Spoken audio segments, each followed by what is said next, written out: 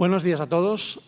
Con 3 minutos de retraso vamos a empezar la sesión de comunicaciones orales de patología glomerular e inmunopatología, que moderaremos con Raquel y que hemos decidido así un poco decimonónicamente que haremos 7 minutos de presentación y 3 minutos de preguntas.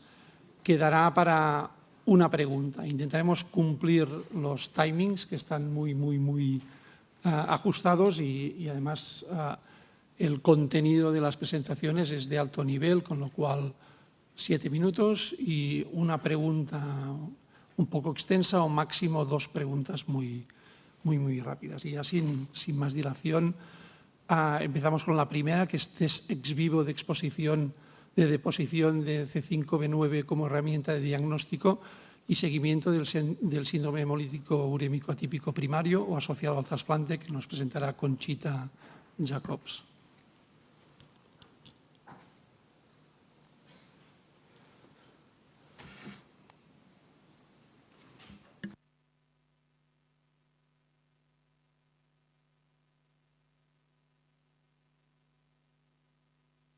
Buenos días. Muchas gracias a CEN por invitarme a dar esta charla y gracias a vosotros por estar aquí tan tempranito.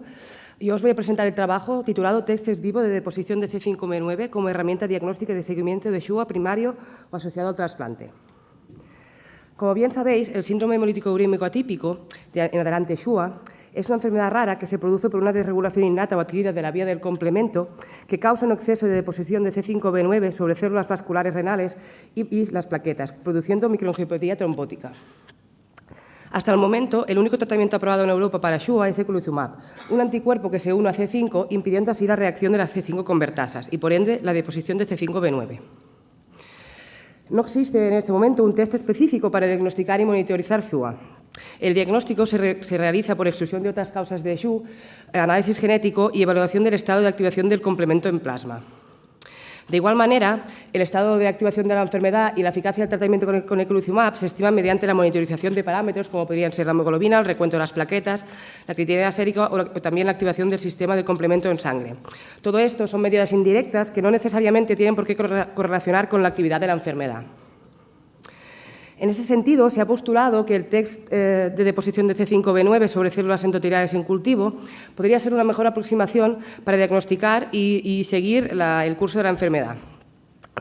El test lo que pretende es básicamente simular in vitro lo que sucede en el contexto patológico de los pacientes. ¿Y cómo se hace esto? Bien, lo que se hace es, sobre células endoteliales en cultivo, tratarlas con suero de pacientes o bien de controles sanos para inducir esta deposición sobre las células endoteliales. El ensayo se realiza a la vez con y sin ADP para inducir así la activación de las células endoteliales y promover todavía más esta deposición del C5b9. Finalmente, para detectar si se han formado estos complejos, lo que se hace es una inmunocitoquímica contra C5b9 que se podrá detectar mediante microscopía confocal. Así, lo que se espera es que en un control sano no se observe deposición de C5b9 ni en condiciones de reposo ni en condiciones activadas y, en cambio, cuando ensayamos un suero de paciente con SUA activo, esperamos obtener un nivel de deposición de C5b9 que es remarcable, como se observa en esta imagen de aquí, y cuando lo ensayamos sobre células activadas, esperamos que esta deposición sea todavía mayor. La deposición de C5b9 en estas imágenes se puede cuantificar mediante el uso de softwares específicos, como puede ser el ImageJ, y para obtener aquí un dato representativo lo que se hace es cuantificar el área de tinción en la inmunocitoquímica en unas 15 imágenes. Bien, con el objetivo de poner a punto este test en nuestro hospital, para poder detectar y monitorizar de forma más precisa SUA, lo que hicimos fue recolectar muestras de suero de pacientes SUA en fase aguda de la enfermedad o en remisión con eculizumab. En este sentido, incluimos 9 pacientes con SUA en riñón nativo, 2 de ellos presentaban la enfermedad en fase aguda, 1 fue no respondedor a eculizumab y otros 6 se encontraban en remisión. También incluimos así 3 pacientes con SHUA tras el trasplante renal, que todos ellos se encontraban en remisión, y 2 casos de SHUA asociado a trasplante de células madre hematopoyéticas. En un caso pudimos obtener muestra antes del tratamiento con eculizumab y una muestra en remisión, y del otro caso solo disponemos de una muestra en remisión. Como controles se incluyeron 2 casos de glomerulopatía C3 y 18 individuos sanos. Con todas estas muestras realizamos el test ex vivo de deposición de C5b9. Lo primero que hicimos fue establecer el rango de normalidad. El rango de normalidad no es más que el valor medio de deposición de C5b9 obtenido usando todas las muestras de controles sanos que teníamos, más o menos la desviación estándar. En esta tabla os muestro el valor de cuantificación obtenido en cada una de las muestras de controles sanos, y en estos recuadros os muestro el rango de normalidad en condiciones de reposo y el rango de normalidad en condiciones activadas. Este rango básicamente nos va a servir para determinar si un paciente con SHUA presenta o no un nivel incrementado de deposición de C5b9. En esta diapositiva os muestro unas imágenes representativas de los resultados obtenidos. Como podéis apreciar, en los pacientes que mostraban SHUA en fase aguda y también en el paciente que fue no respondedor a eculizumab, observamos niveles de deposición de C5b9 incrementados respecto a los controles sanos, que fueron más evidentes en condiciones activadas, y en cambio los pacientes respondedores a eculizumab y los pacientes con glomerulopatía C3, este nivel de deposición era mucho menor. Una vez ensayadas todas las muestras, estos son los resultados que obtuvimos. En barras oscuras os muestro el nivel de deposición de C5b9 en condiciones de reposo, y en barras gris clarito se muestran los niveles de deposición obtenidos en condiciones activadas, en cada caso.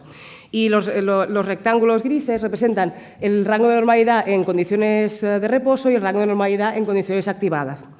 Como podéis ver, en los pacientes con SHUA en fase aguda de la enfermedad, el nivel de deposición de C5b9 se encontró incrementado en todos los casos. En los pacientes en remisión, este nivel de deposición de C5b9 fue comparable de los controles, excepto en un caso. Igual como pasó en los pacientes con glomerulopatía C3.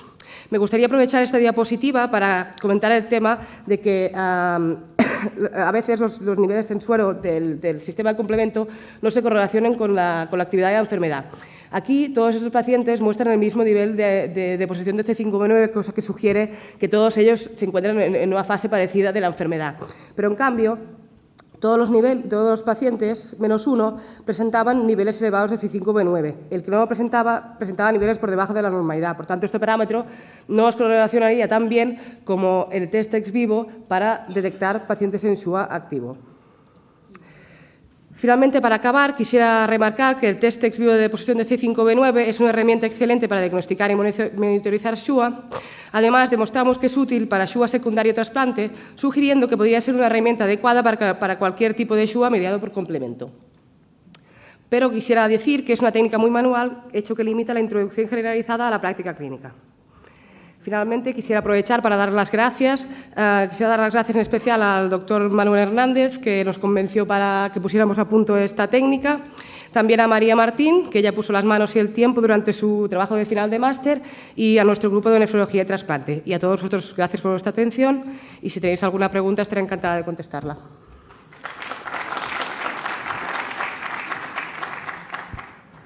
Muchas gracias. ¿Preguntas?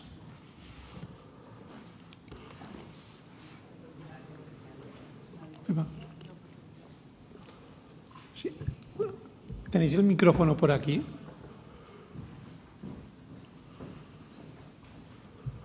Aunque sea del equipo, si nadie pregunta, voy a preguntar yo. Gracias, Pepa.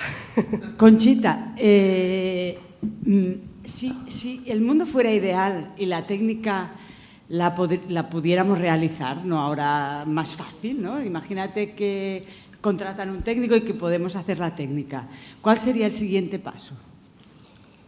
Yo creo que, dado que la técnica funciona muy bien para monitorizar y detectar los casos de SHUA, porque correlaciona muy bien con la actividad de la enfermedad, yo creo que se debería intentar implementar en todos los laboratorios clínicos, porque nosotros al final hacemos investigación y nuestros estándares son otros que los laboratorios clínicos, intentar adaptar esto a la práctica clínica habitual para que vosotros, los nefrólogos, podáis pedir el test cuando lo necesitéis, ¿no? para poder ayudaros a diagnosticar y a monitorizar mejor SUA, porque como ayer el doctor Miquel Blasco nos estuvo contando, hay cierta controversia en eso y se necesitan herramientas para monitorizar este tipo de enfermedades. Yo creo que si el test funciona bien, deberíamos hacer un esfuerzo para intentar que esto se pueda aplicar realmente a la práctica clínica.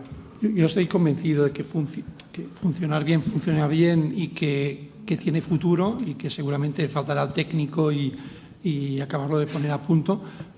Realmente la correlación entre los niveles séricos y la actividad es mucho peor que el depósito a nivel de célula endotelial, porque si no, claramente sí que es más fácil hacerlo vía ELISA en las formas solubles que no hacerlo en tejido. Y he visto algún trabajo que sí que hay valores predictivos positivos altos y negativos peores en la forma soluble. Sí, yo creo que esta pregunta es un poco difícil de contestar en el sentido de que, claro, SUA es una enfermedad súper rara y contamos con muy poquitos pacientes como para hacer correlaciones y decir, ostras, ¿cuánto mejor es esto referente a medir el complemento en plasma, ¿no? Pero yo sí que creo que hay algunos estudios, el nuestro no se ha publicado todavía, pero hay un montón de estudios publicados del grupo de los italianos, del Clinic, que sí que han visto que en algunos casos esto no correlaciona bien. Entonces, aunque sea en algunos casos, igual tener esto os ayudaría a poder decidir mejor qué hacer con ese paciente, porque creo que es importante porque se relaciona directamente con la actividad de la enfermedad. Entonces, creo que es útil en el sentido de saber que está la enfermedad activa. Entonces, yo no sé decir si es mucho mejor o mucho peor, pero sí que es verdad que en algunos casos hay discordancias. Gracias, Conchita, y felicidades. Gracias.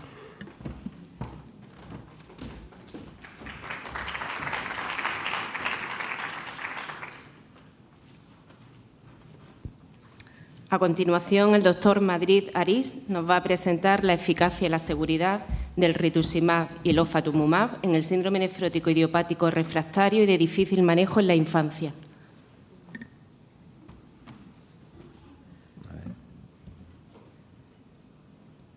Dice Pedro, pero no soy Pedro. Pedro está ahí sentado, pero hubo un pequeño error. Bueno, gracias a todos los que estáis presentes esta mañana, con lo difícil que ha sido levantarse esta mañana. Yo no tengo ningún conflicto de interés. Bueno, un poco, sabemos nosotros que ya el rituximab hace bastante tiempo ya está en el síndrome nefrótico del año 2004, que se publicó el primer caso de pacientes de 16 años con síndrome nefrótico, ya lo utilizamos de rutina. En el córtico dependiente se sabe que una terapia efectiva con un alto índice de remisión. Otro anti-CD19 que se ha empezado a utilizar durante el último tiempo, sobre todo en la población pediátrica, el ofatumumab, sabemos que se une a otro sitio dentro del CD19. Además, sabemos que su efecto es mucho más mantenido durante el tiempo y que la depresión de células CD19 se produce con mucha mayor rapidez. El objetivo de nuestro trabajo fue reconocer la eficacia y la seguridad utilizando estos dos anti-CD19, rituximab y ofatumumab, en pacientes pediátricos con síndrome nefrótico de difícil manejo. Dentro de nuestro protocolo nosotros utilizamos habitualmente en el córtico dependiente después de pasar durante varias drogas, agentes alquilantes, miclofenato, se utiliza como una segunda opción. Y en el córtico resistente lo usamos en aquellos pacientes córtico resistentes que además son ciclosporin resistentes. También se utiliza en segunda opción, pero mucho más precoz que lo que se utiliza en el córtico dependiente. Nosotros separamos a nuestros pacientes en dos grupos, los síndromes nefróticos córtico dependiente, el síndrome y frecuente brote y el córtico resistente, para poder evaluar los resultados y para poder evaluar la eficacia de estos pacientes. Las variables que tomamos fue la edad del debut, la edad que inició el tratamiento, el número de recaídas previo al tratamiento y posterior al tratamiento, otros inmunosupresores y las biopsias renales. Durante el tratamiento, la dosis administrada, la cantidad de ciclos, los efectos secundarios. Y hemos visto la eficacia como la curación o reducción del número de recaídas posterior y la retirada de inmunosupresores, tanto corticoides como otros inmunosupresores, y la seguridad lo evaluamos en base a los efectos secundarios del fármaco. Aquí podéis aprovechar nuestra población, en la cual nosotros aprovechamos 39 pacientes con síndrome nefrótico recibieron rituximab, en este caso, 25 eran córtico dependientes y 14 eran córtico resistentes. Estos 14 resistentes no están en remisión completa, pero seguían haciendo brote y necesitaban corticoides. Habían 3 con remisión parcial y 1 que no había tenido ninguna respuesta a inmunosupresores. Abajo podéis aprovechar la edad de debut de los pacientes. Vemos que la edad habitual de debut del síndrome nefrótico en la etapa pediátrica entre los 2 y los 5 años la mayoría de los pacientes. Y al otro lado podemos ver la biopsia. Los córticos pendientes no se biopsian en todos los casos. Vemos que solamente de todos los casos de córtico pendiente, del grupo 1 están biopsiados 11 de todos los casos. En cambio, en los córticos resistentes siempre se biopsia, que es una regla. Vemos que en el córtico dependiente lo más frecuente son los cambios mínimos, en cambio en el córtico resistente los cambios mínimos siguen siendo lo más frecuente, pero en segunda opción vemos la focal y segmentaria.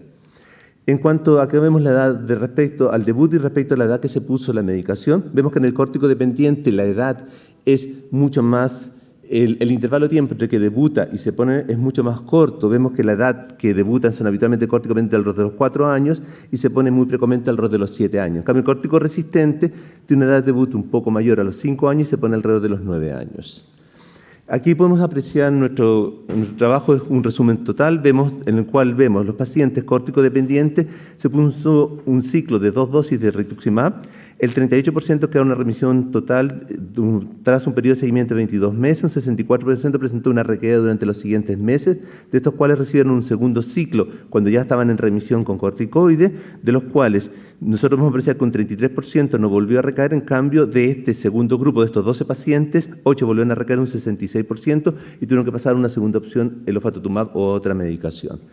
En cuanto al segundo grupo, los córticos resistentes, vemos que en un primer ciclo de los 11 pacientes córticos resistentes, un 45% hizo remisión completa y no volvió a recaer, y un 54% volvió a presentar una nueva recaída. De estos, 4 pacientes hicimos un segundo ciclo, un 75% no volvió a recaer y un paciente volvió a recaer tras 11 meses. Vemos de los pacientes con remisión parcial de los córticos resistentes, que eran 3 pacientes, de estos pacientes quedaron con una proteinuria persistente y su porcentaje de respuesta fue mucho más bajo. En cuanto a los inmunosupresores, vemos los efectos previos a utilizar el rituximab. Vemos que una gran cantidad de estos pacientes, sobre todo los córticos resistentes, tienen mucha reacción respecto a la ciclosporina que utilizamos como primera opción, mucho hirsutismo, hiperplasia gingival, en el cual podéis aprovechar.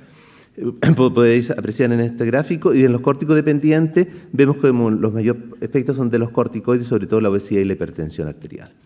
Vemos cuál fue el factor predictor que nos indujo en la población que recayó respecto a la que no recayó. Podemos apreciar en este gráfico en los cuales estos pacientes que se repoblaron muy precozmente, en los cuales su población rápidamente se recuperó, fueron los que recayeron en mayor porcentaje respecto al resto. Y respecto a la histología, los pacientes que tuvieron mejor respuesta fueron los pacientes de cambios mínimos, respecto a la focal y segmentaria y a las otras histologías. Respecto a los corticoides, en la gran mayoría de los casos, el 85% usaba corticoides previamente, y por rituximab, el 97% pudimos retirar los corticoides.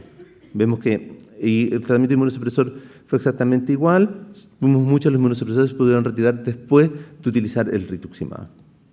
En cuanto al ofatumumab, aquí podéis aprovechar, fueron 3 pacientes córtico pendientes y 5 córticos resistentes, todos estaban en remisión completa.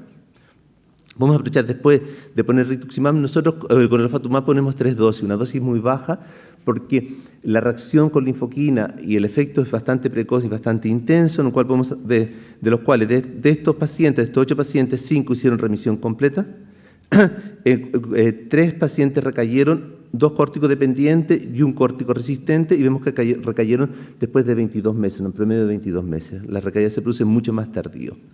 En cuanto al ofatumumab, vemos que el tiempo de recaída es mucho más largo. Vemos el ofatumumab, el porcentaje de recaída durante el primer año fue 0, en cambio en el segundo año se produjeron las primeras recaídas, se produjeron durante el segundo año después del ofatumumab.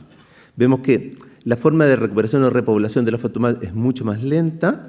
Aquí, respecto vemos un poco en cuanto al tratamiento inmunosupresor con ofatumumab, vemos como después se retiraron los corticoides de la mayoría de los casos, pero en cambio la inmunosupresor no pudimos retirar porque muchos de estos casos eran los córticos resistentes que seguían estando con tratamiento con un anticalcinurínico.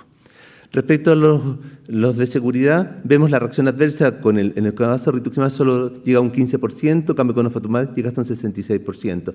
No tuvimos ninguna reacción adversa severa que nos hiciera suspender la medicación. Casi todo lo que tuvimos que hacer es disminuir la velocidad de infusión, con eso desaparecieron los síntomas y después pudimos retomar. Ningún paciente dejó de recibir la medicación por efecto de la reacción adversa, todos fueron controlables y ninguna fue de una intensidad importante.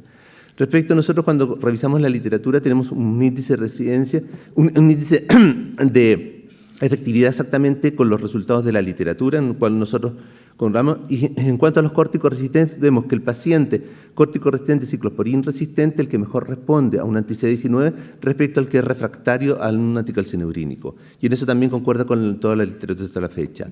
El índice de recaída del rituximab nos concuerda también con la literatura. Vemos que tiene un índice de recaída mucho más alto que lo que veíamos con el ofatumumab, y la población que recae es la población que se repobla más precozmente, que también está descrito bastante en la literatura.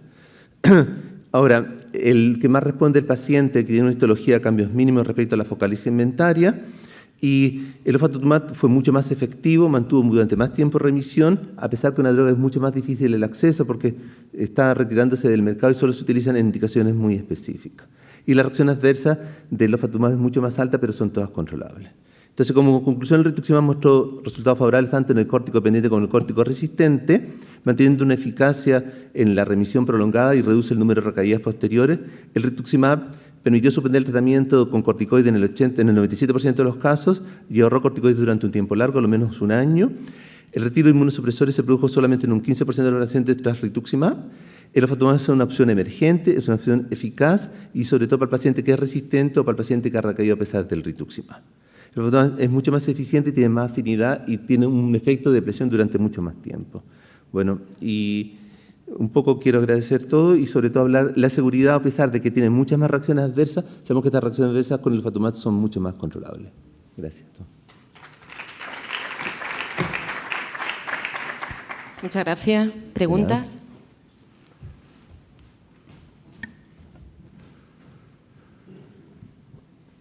Bueno, muchas gracias. Datos muy interesantes. De todas maneras, yo me gustaría que, me permito sugerirte que sería más interesante que separaran los córticodependientes y recaedores frecuentes, en los cuales está ya demostrado que rituximab es efectivo, ¿no?, tanto en adultos como en niños, ¿no?, de los no respondedores, de los córticos resistentes, ¿no?, porque ahí el rituximab no es efectivo en la gran mayoría de los casos, en los realmente resistentes, es decir, córticos resistentes y resistentes a los inhibidores de la calcineurina.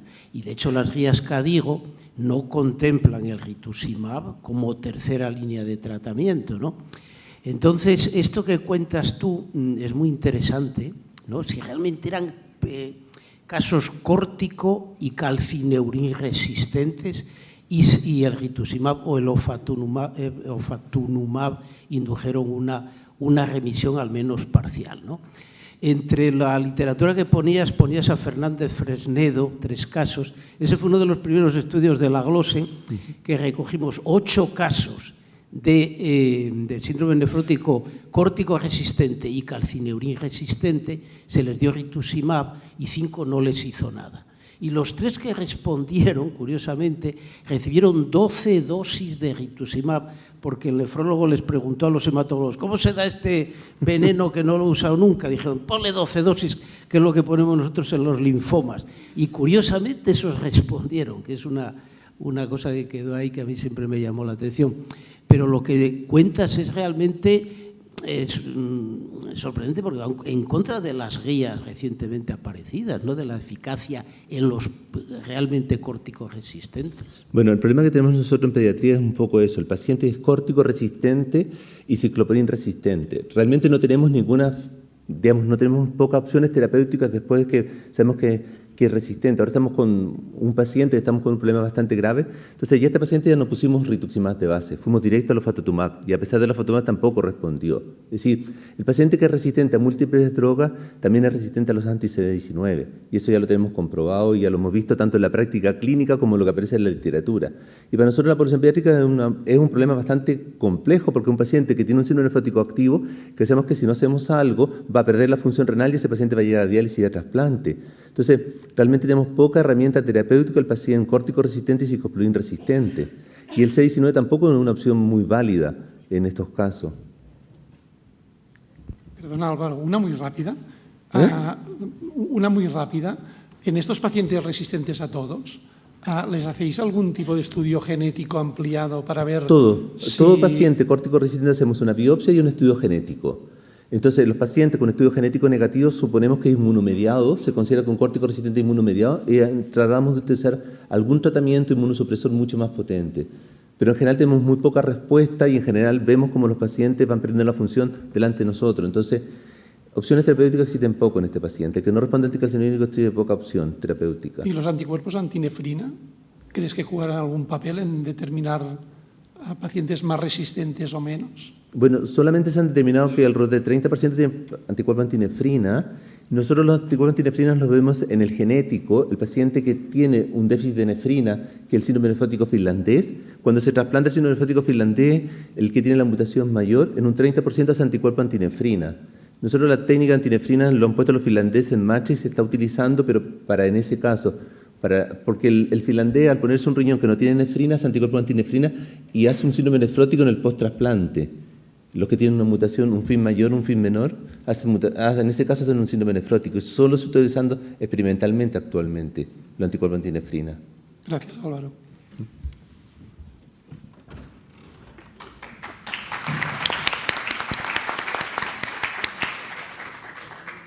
Pasamos a la siguiente, a Eva Rodríguez, que nos presentará,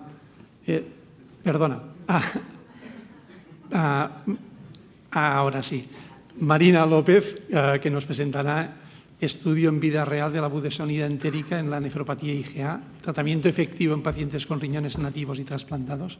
Marina, perdona que...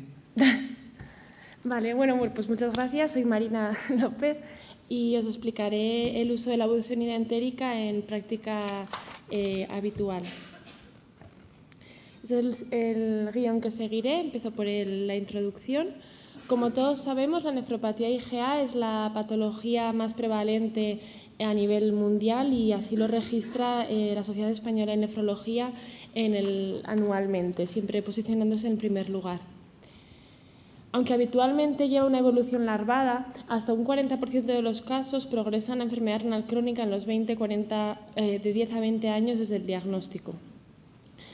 Aquellos que requieren un trasplante renal con nefropatía IgA de base padecen hasta un 51% de recidivas y de estos que recidivan hasta un 40% acaban perdiendo el injerto. Sin embargo, las guías europeas, una vez que, por supuesto, recomiendan el bloqueo del sistema renina-angiotensina, medidas higienodietéticas y control de factores de riesgo cardiovascular, el siguiente paso terapéutico es valorar la entrada en un ensayo clínico activo, lo cual refleja la falta de un tratamiento efectivo y seguro en esta patología tan prevalente. El clásico tratamiento de corticoideo, últimamente, de acuerdo con los ensayos publicados, se ha puesto en duda debido a la seguridad. El STOP IgA, que recogió 162 pacientes con proteinuria por encima de 700 miligramos, observó una mayor tasa de infecciones graves, control glicémico y un aumento de peso de hasta 5 kilos. De forma más preocupante, el ensayo clínico testing, que pretendía recoger 750 pacientes, tuvo que ser parado antes de tiempo porque cuando iba por 262 se registró un aumento significativo de efectos adversos, sobre todo infecciones graves.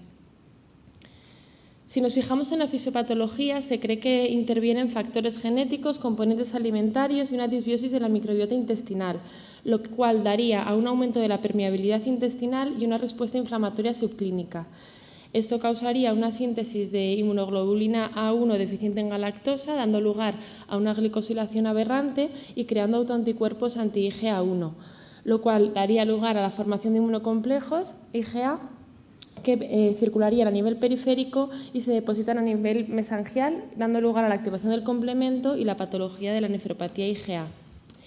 De acuerdo con esta fisiopatología, se publicó en el 2017 en el Lancet el estudio en fase 2 Nefigan, el cual recogió a 149 pacientes y usaba la budesonida, que es una forma de esteroides que tiene liberación retardada a nivel del ilion distal, que es donde se produciría el inicio de esta enfermedad, y lo enfrentaba frente a placebo con dosis de 8 y 16 miligramos.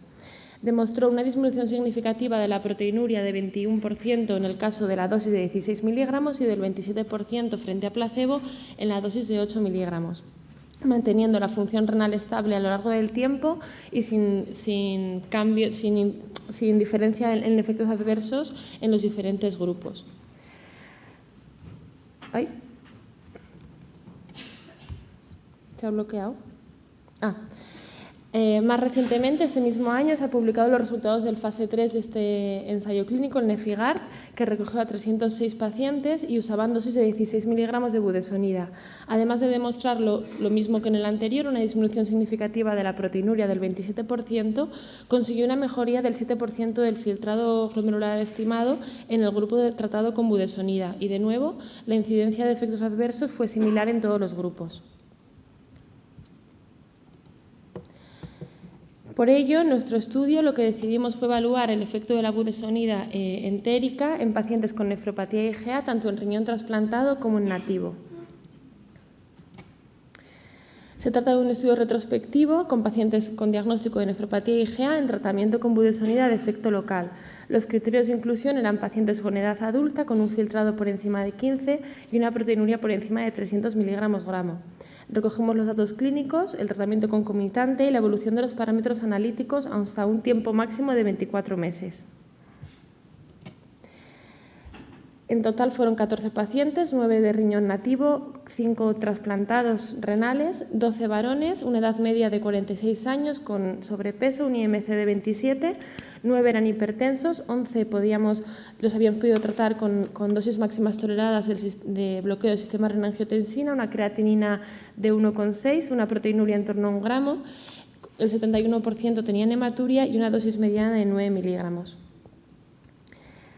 Pudimos observar a nivel global una disminución de la proteinuria significativa a los 3 y 6 meses, 33% y 54% respectivamente, y a nivel global a los 2 años una disminución del 29%. Si separamos el grupo de riñones nativos del riñón trasplantado, esta disminución significativa se mantenía a los 3 meses en el grupo de los trasplantados, y aunque no de forma significativa, sí que creo que es remarcable que en los pacientes con riñón nativo la disminución de la proteinuria a los 2 años de seguimiento se mantenía en el 38% respecto a la basal. En forma de figura, en la primera gráfica a nivel global, disminución significativa a los 3 y 6 meses y por separado, en naranja, el grupo de trasplantados que mantenía la disminución significativa de la proteinuria a los 3 meses. La función renal, en este caso por creatinina y CK de EPI, se mantuvo estable a lo largo del tiempo, al igual que la hematuria. No hubo efectos adversos observados y el IMC, LDL y hemoglobina glicada, cuya alteración se podría haber considerado efecto adverso del tratamiento esteroideo, tampoco tuvo cambios a lo largo del tiempo. Por tanto, como conclusiones, podemos decir que la budesonida entérica redujo significativamente la proteinuria a los 3 y 6 meses tras tratamiento en pacientes con nefropatía IgA, que estudiados por separado la reducción de proteinuria seguía siendo significativa en pacientes trasplantados y que el fármaco fue bien tolerado y sin eventos adversos observados. En nuestro conocimiento es el primer estudio de pacientes trasplantados renales en los que se ha evaluado el efecto de budesonida local tras recurrencia de nefropatía IgA. La budesonida, por tanto, puede representar un tratamiento efectivo para la nefropatía IgA tanto en riñones nativos como trasplantados. En este impasse, desde que se envió el abstract hasta el día de hoy, pudimos publicar este estudio en forma de letter en el Transplant International y a raíz de este estudio que hicimos propusimos desde el grupo Glossen instaurar este proyecto que os invitamos a rellenar una base de datos que próximamente será publicado en la página web para poder tener una muestra más representativa y llegar a conclusiones de mayor peso. Así que nada, muchas gracias por vuestra atención.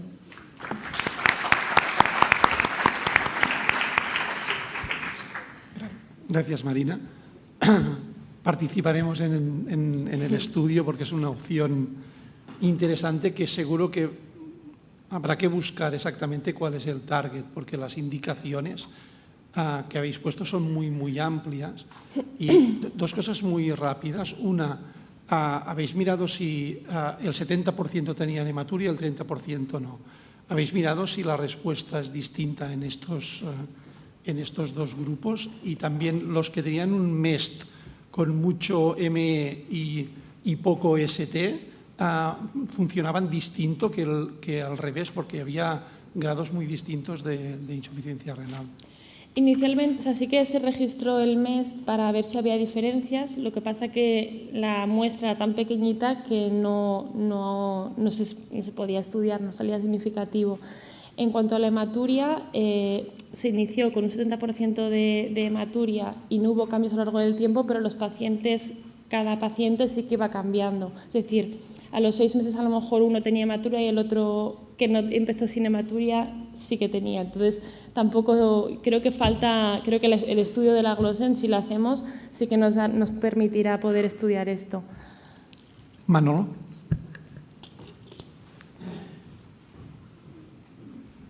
Bueno, datos muy interesantes, muy interesantes y además provocativos, porque, mira, el trabajo este que ha salido en el Kidney, yo hice de revisor, ¿no? Y lo cuento porque ha habido una gran polémica con ese trabajo, porque todos los revisores, con mayor o menor agresividad, decían, ¿qué pruebas hay de que el nefecón actúa distalmente, justifique que sea un nuevo fármaco, que por cierto va a ser bastante caro, supongo, ¿no? Como todos estos fármacos?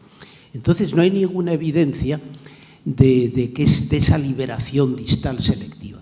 Y decíamos varios, entre ellos yo, ¿hay algún estudio con la budesonida tradicional o una comparación? Porque dado que se usa en el Crohn, algo distal llegará. Entonces, estos datos vuestros son muy provocativos, ¿no? Muy provocativos. Lo que pasa es que lo manteníais durante 12 meses el tratamiento. El seguimiento máximo es de 24 meses, pero hay pacientes que todavía no han llegado a ese seguimiento, o sea, desde que se inició. Bajó mucho la proteinuria hasta los 6 meses, después había un repunte. ¿Podía ser que hubiera algún efecto corticoideo, que ganaran peso? En el caso de los trasplantados hay un repunte en el seguimiento de los 24 meses, porque a los 24 meses solo han llegado 2 pacientes de momento. Ya. Pero yo sugeriría que los trasplantados siempre es un grupo más complicado, ¿no? Y después, con ese trabajo hubo una gran polémica, si puedes poner tus diapositivas, porque mirar la evolución del filtrado glomerular en el trabajo del Kidney, lo puedes poner para atrás. Y es para preguntaros si os ha pasado lo mismo. Mira, en la parte de abajo, fijaros la diferencia entre el grupo tratado y el control, que siguen la misma curva descendente. Lo que pasa es que en el grupo tratado con nefecón al principio hay un incremento que podía ser por el vasodilatación por corticoides, ¿no? Entonces esto generó mucha... De hecho, algunos revisores sugirieron rechazo, pero bueno, es un gran estudio y al final se ha publicado, ¿no? Pero es muy importante lo vuestro, confirmar eso, porque es una budesonida, entre otras cosas, muchísimo más barata, ¿verdad? Sí, yo creo que los resultados invitan a pensar que puede ser efectivo y a hacer un estudio con una N mayor, pero es verdad que las conclusiones de 14 pacientes es difícil de generalizar. Gracias, Marina.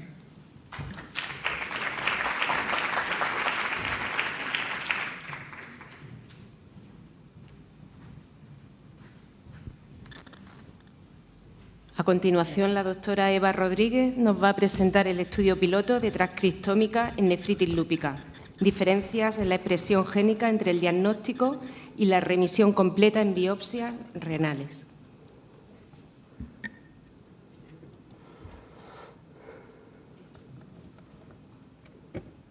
Hola, buenos días. Yo voy a hablaros de un estudio de transcriptómica en nefritis lúpica. Todos vosotros sabéis que la nefritis lúpica es una de las complicaciones más frecuentes y más graves del lupus. Puede llegar a afectar hasta el 30% de los pacientes con lupus en algún momento de su evolución y en estos hasta en un 20% de ellos puede producir enfermedad renal crónica terminal. Actualmente, tanto el diagnóstico, ¿no?, como la clasificación y el tratamiento se basan en la clasificación histológica que hacemos con la biopsia renal. Pero esta biopsia tiene una serie de limitaciones. Se basa básicamente en la afectación glomerular, no valora el resto de compartimentos, aunque sabemos, por ejemplo, la gran importancia en pronóstico que tiene la afectación intersticial. Existen muchas discrepancias entre nosotros sobre cuándo hay que indicar la biopsia renal y cómo estamos integrando los conocimientos que obtenemos de ella. Y es importante recordar que la biopsia es una foto en un momento dado, pero que no nos evalúa qué vías inflamatorias están activadas o no de las vías implicadas en la nefritis lúpica.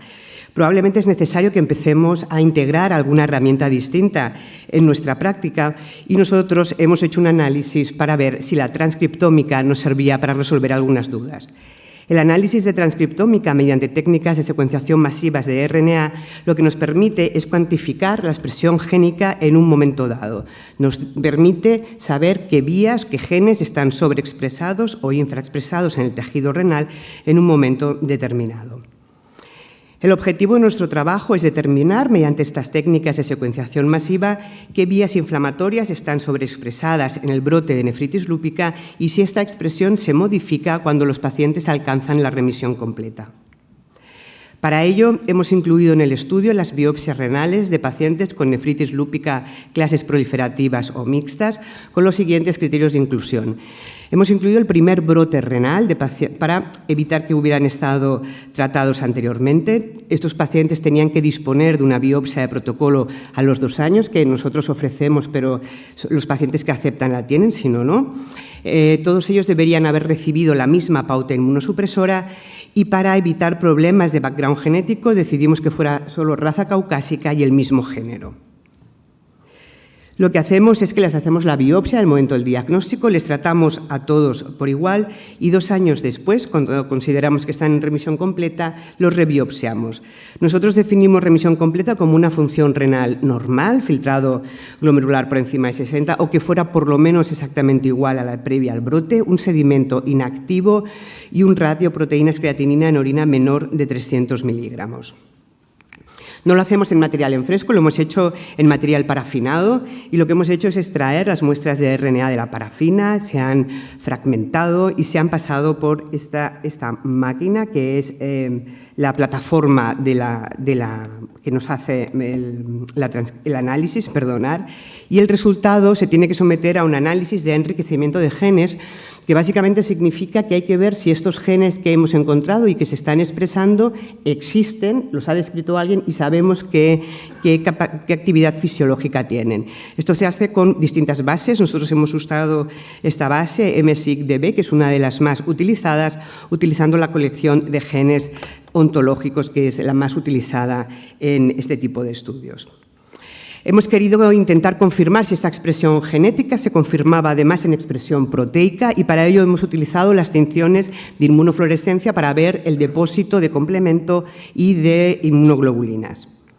Fijaros que hemos incluido 16 pacientes con una edad media en el momento del brote de nefritis de 40 años. Como hemos dicho, el 100% son mujeres de raza caucásica con un SLEDAI de 10,5, una proteinuria media de casi 2 gramos y un índice de actividad histológico en la biopsia de casi 6. El gráfico que tenéis a vuestra izquierda es un head map, es básicamente una matriz de 2x2, en cada una de las filas es un gen y lo importante aquí es lo que no vemos. No vemos clusterismos, no vemos zonas que sean todas rosas porque no hay actividad o todas azules porque hay actividad, sino que parece que los pacientes activos tienen grados distintos de actividad y que van entrando y que los que están en remisión completa, algunos de ellos mantienen algunos signos de actividad. En la gráfica que tenéis a vuestra derecha se ve un poco mal, pero luego lo veremos mejor, que aquellos pacientes activos, el grupo ontológico de genes más activado con diferencia es el del complemento, el del reconocimiento de fagocitosis y la regulación humoral inmune, que no se expresan en el momento en que el paciente entra en remisión completa. Estos son unas gráficas que miden la interrelación de los grupos ontológicos más expresados, que veis que son complemento de activación, el reconocimiento de fagocitosis y cómo estos genes se expresan en ellos. Y fijaros que cuando el paciente está activo, estas vías están en remisión, estas vías no se expresan y se expresan básicamente vías de RNA splicing, que son de ajustes y de recortes de RNA. Los genes más sobreexpresados en el tejido renal durante el brote y que no se sobreexpresaron en remisión completa pertenecen a 2 grupos. Por un lado, al grupo ontológico de activación del complemento. Los genes más frecuentes han sido la properdina, la ficolina, el C3, el factor B, el C3A1, el C4 y el CD59. Y en la respuesta inmune humoral, los que más se sobreexpresaron fueron la IgG1, la IgG2 y la IgA. Intentamos confirmar esto en proteína, para saber si estos genes se traducían en proteína, y fijaros que cuando mirábamos la inmunofluorescencia en azul del diagnóstico y la comparábamos con la inmunofluorescencia en naranja de la remisión completa, eso se cumple para C1Q, ¿no? Sí es verdad que sigue existiendo algún paciente que sigue teniendo depósito de C1Q, pero hay una disminución significativa en C1Q, en C3 y en C4 no nos dio los mismos resultados, posiblemente porque la tinción que tuvimos en C4 en nuestra muestra era muy pequeña. Para las inmunoglobulinas pudimos confirmar lo mismo, hay una disminución significativa de la expresión proteica de IgA y de IgM, igual que hemos visto que disminuía la expresión génica, y no había diferencias ni en la expresión génica ni en la expresión proteica de la inmunoglobulina IgM. Podemos concluir que el análisis de transcriptómica nos ha permitido identificar una serie de proteínas del complemento y mediadores de la respuesta humoral que están sobreexpresados en el brote de nefritis lúpica y parece que están infraexpresados en la remisión completa.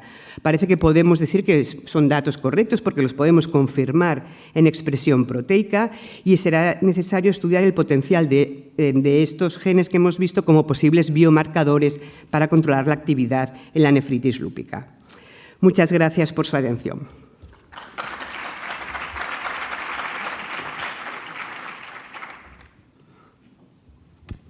¿Preguntas?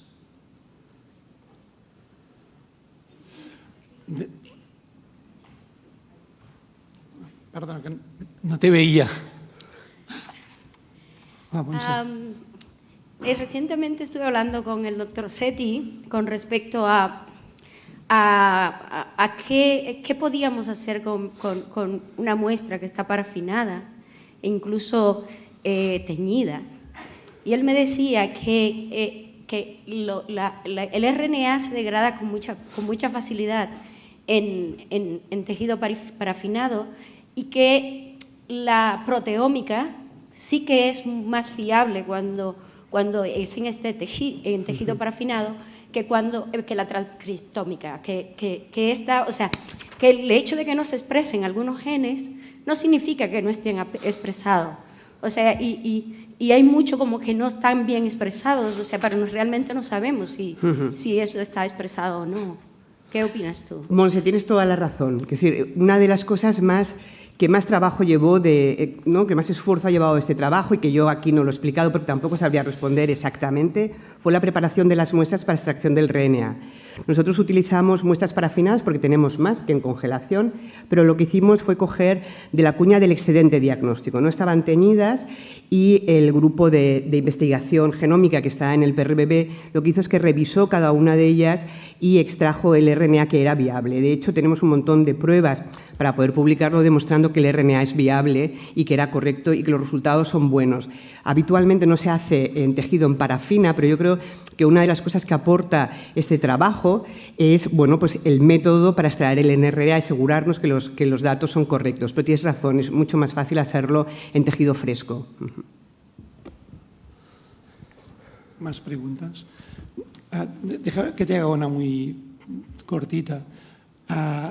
Los pacientes en remisión clínica, inmunológica y las biopsias de protocolo, es cierto que a veces siguen con depósitos.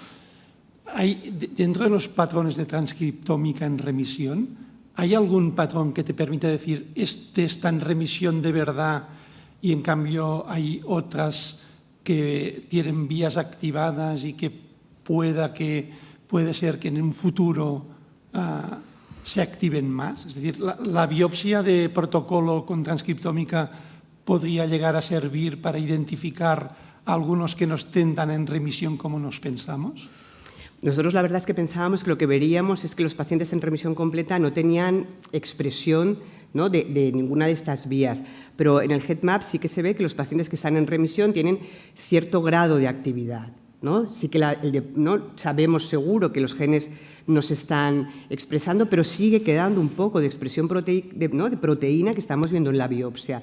Yo creo que necesitamos todavía saber bastante más para poder tomar decisiones clínicas, ¿no? Porque sí que es verdad que biopsias gente que hace 2 años que tienen una función renal estrictamente normal, su sedimento es inactivo y no tienen proteinuria, y tienen depósito de IgM y tienen depósito de fracciones del complemento. Entonces, es difícil hoy en día tomar ninguna decisión clínica basándonos en esto todavía. Me parece que es todo muy preliminar.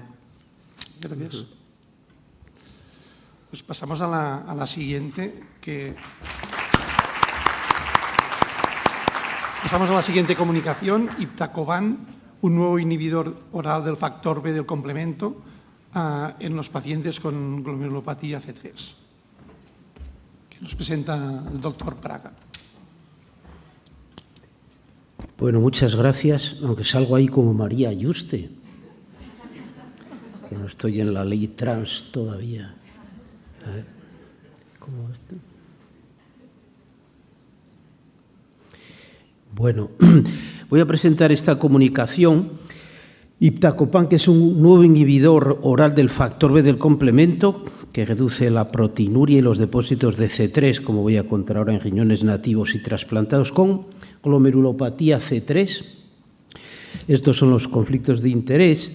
Y como sabéis, la glomerulopatía C3 es una enfermedad muy rara que tiene como base una disregulación de la vía alterna del complemento, una hiperactividad de la vía alterna del complemento que lleva un depósito intenso y difuso de C3 en los glomérulos, en los capilares glomerulares, de forma aislada, solo C3 o al menos predominante. La lesión histológica predominante es una membrana proliferativa, aunque puede haber otras formas histológicas, y en la microscopía electrónica encontramos diversos tipos de depósitos. En función de la morfología de estos depósitos, hay 2 subtipos de glomerulopatía C3, la enfermedad por depósitos densos, con depósitos intramembranosos muy característicos, y la glomerulonefritis C3, con depósitos sobre todo subendoteliales y subepiteliales. No hay un tratamiento demostrado para esta enfermedad, y hay que tener en cuenta que las remisiones espontáneas son muy raras y que el 50% de los pacientes desarrollan enfermedad renal terminal en los 10 años siguientes al tratamiento. Este es un esquema del sistema del complemento, y aquí tenéis reflejado dónde actúa el Iptacopan. El factor B es un enzima, una proteasa clave, crucial para la activación de la convertasa C3 y mantener constantemente disregulada esa vía alterna del complemento. Esta es la base patogénica de la enfermedad, por causas genéticas o más frecuentemente por autoanticuerpos contra esa convertasa C3. Este es el diseño del estudio en fase 2 con el Iptacopan. Se incluyeron 2 tipos de pacientes. En la cohorte A se incluyeron pacientes con C3 diagnosticada por biopsia en riñones nativos, y en la cohorte B pacientes trasplantados con glomerulopatía C3 en los que se había demostrado una recidiva de la enfermedad mediante biopsia. Como veis aquí, hubo un periodo de running para ver si cumplía los criterios, y después un incremento progresivo en las dosis de Iptacopan hasta llegar a esta dosis de 200 miligramos cada 12 horas, que se mantenía hasta la semana 12, donde se evaluaban los objetivos del estudio. Posteriormente hubo un periodo de extensión, cuyos resultados se han presentado ahora en la Kidney, en el Americano de Nefrología. Actualmente hay un estudio en fase 3, la Pierre glomerulopatía C3, ya con 2 grupos, con grupos controles. Varios centros españoles están en el estudio.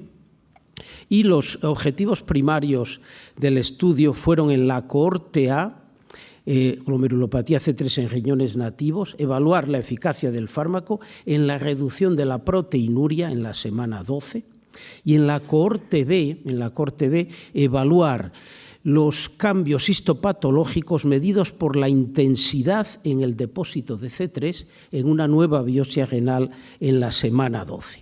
Los criterios de inclusión, como veis aquí, eran los más importantes, aparte, por supuesto, la confirmación del diagnóstico por biopsia, que tuvieran un filtrado superior a 30, que estuvieran vacunados, como en todos los estudios, con inhibidores de complemento, con todas las vacunaciones estándar.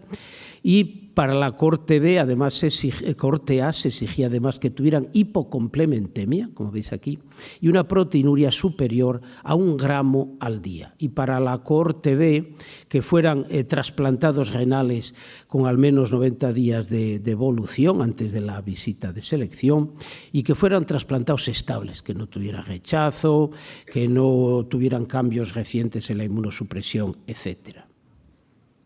Estos son los datos demográficos, eran pacientes jóvenes, 26 y 34 años, y hay que destacar la proteinuria. La proteinuria está aquí expresada en gramos mol, 454 en la cohorte A, equivale a más de 4 gramos al día, o sea que eran pacientes con una proteinuria importante, a pesar del bloqueo del sistema renina-angiotensina, y la cohorte B era una proteinuria más escasa, como digo, eran pacientes trasplantados estables con una recidiva relativamente precoz de la C3. Y en la cohorte A se alcanzó el objetivo primario porque la proteinuria en 24 horas, el cociente proteinuria-creatinina en 24 horas disminuyó en un 45% respecto a los valores basales.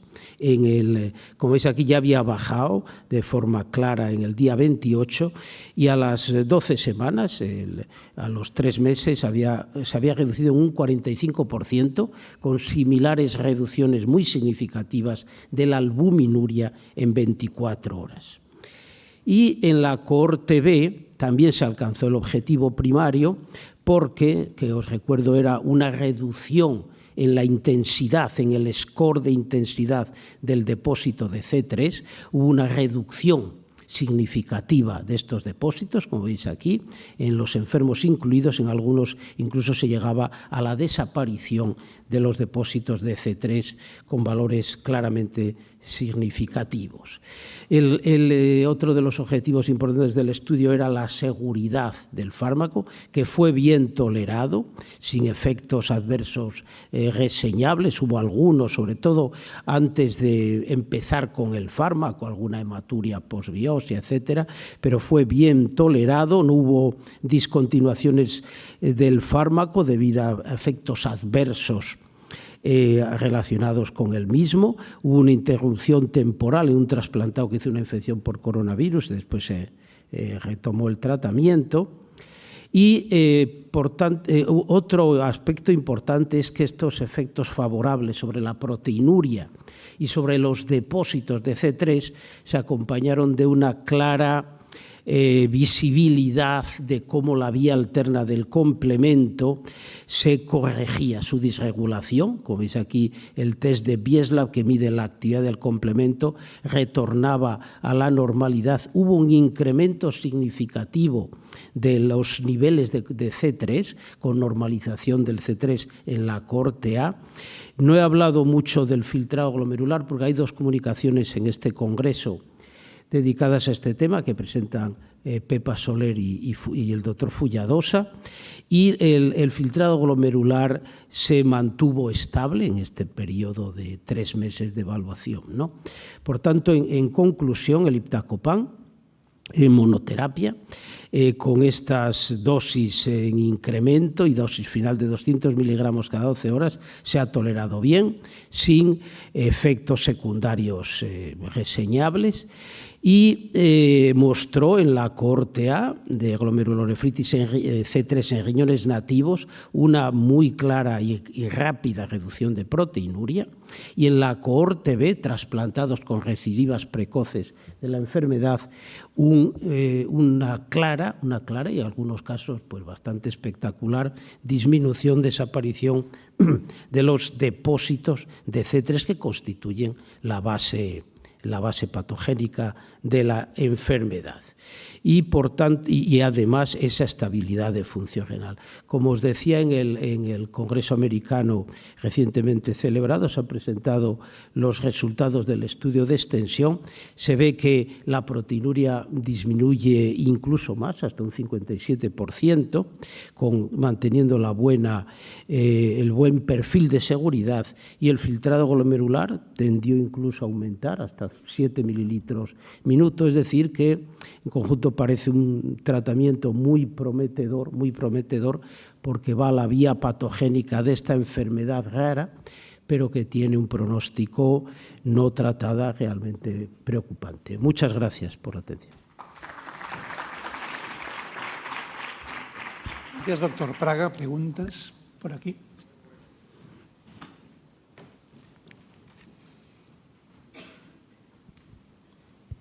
Hola, muy buenos días. ¿Se ha probado ya también para niños? ¿Para él? ¿Se ha probado en niños? En niños no lo sé. Hay varios ensayos clínicos con iptacopan en otras entidades, IGA, SUA, y no sé si en alguno de ellos, decíais, no sé si alguno lo sabrá, pero supongo que sí, será importante porque muchos de estos casos debutan en la edad pediátrica, por supuesto. Es muy importante ese aspecto.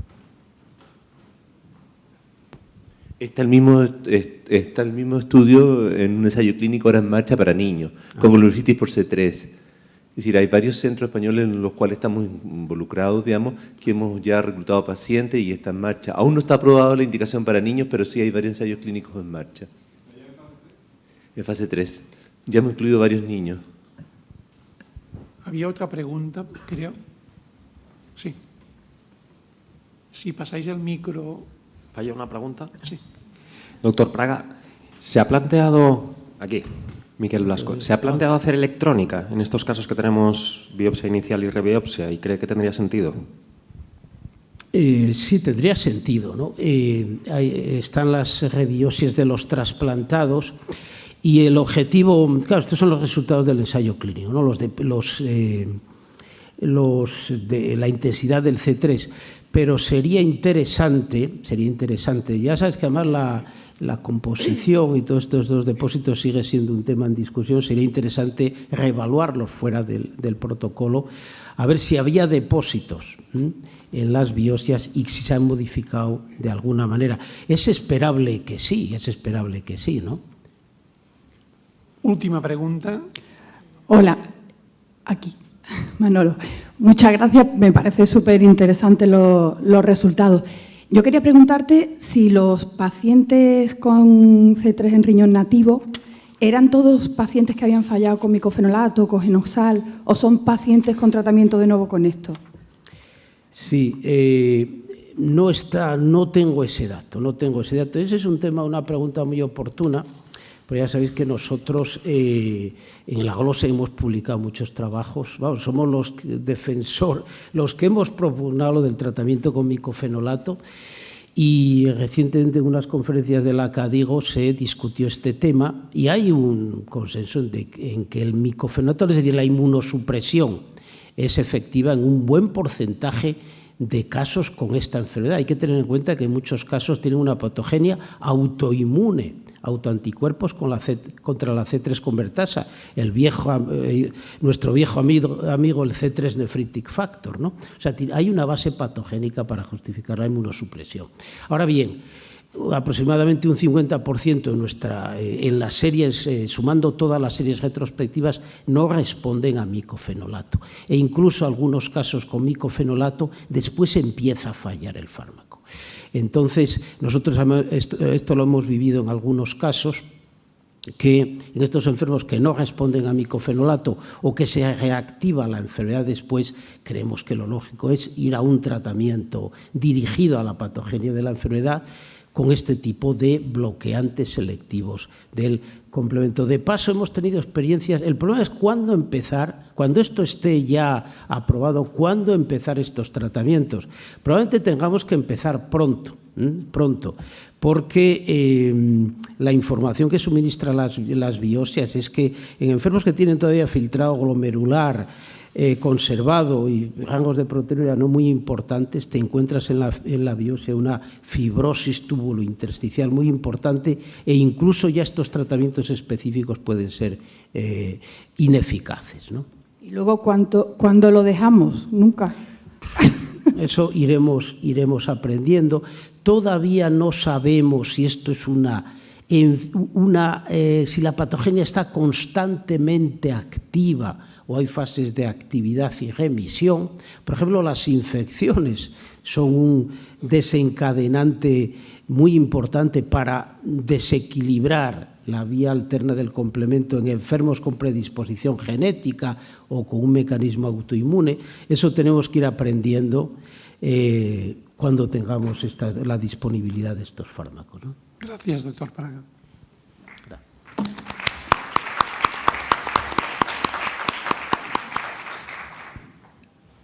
A continuación, la doctora Clara García Carro nos va a presentar un estudio multicéntrico español sobre la recidiva de nefritis lúpica tras la retirada de la inmunosupresión.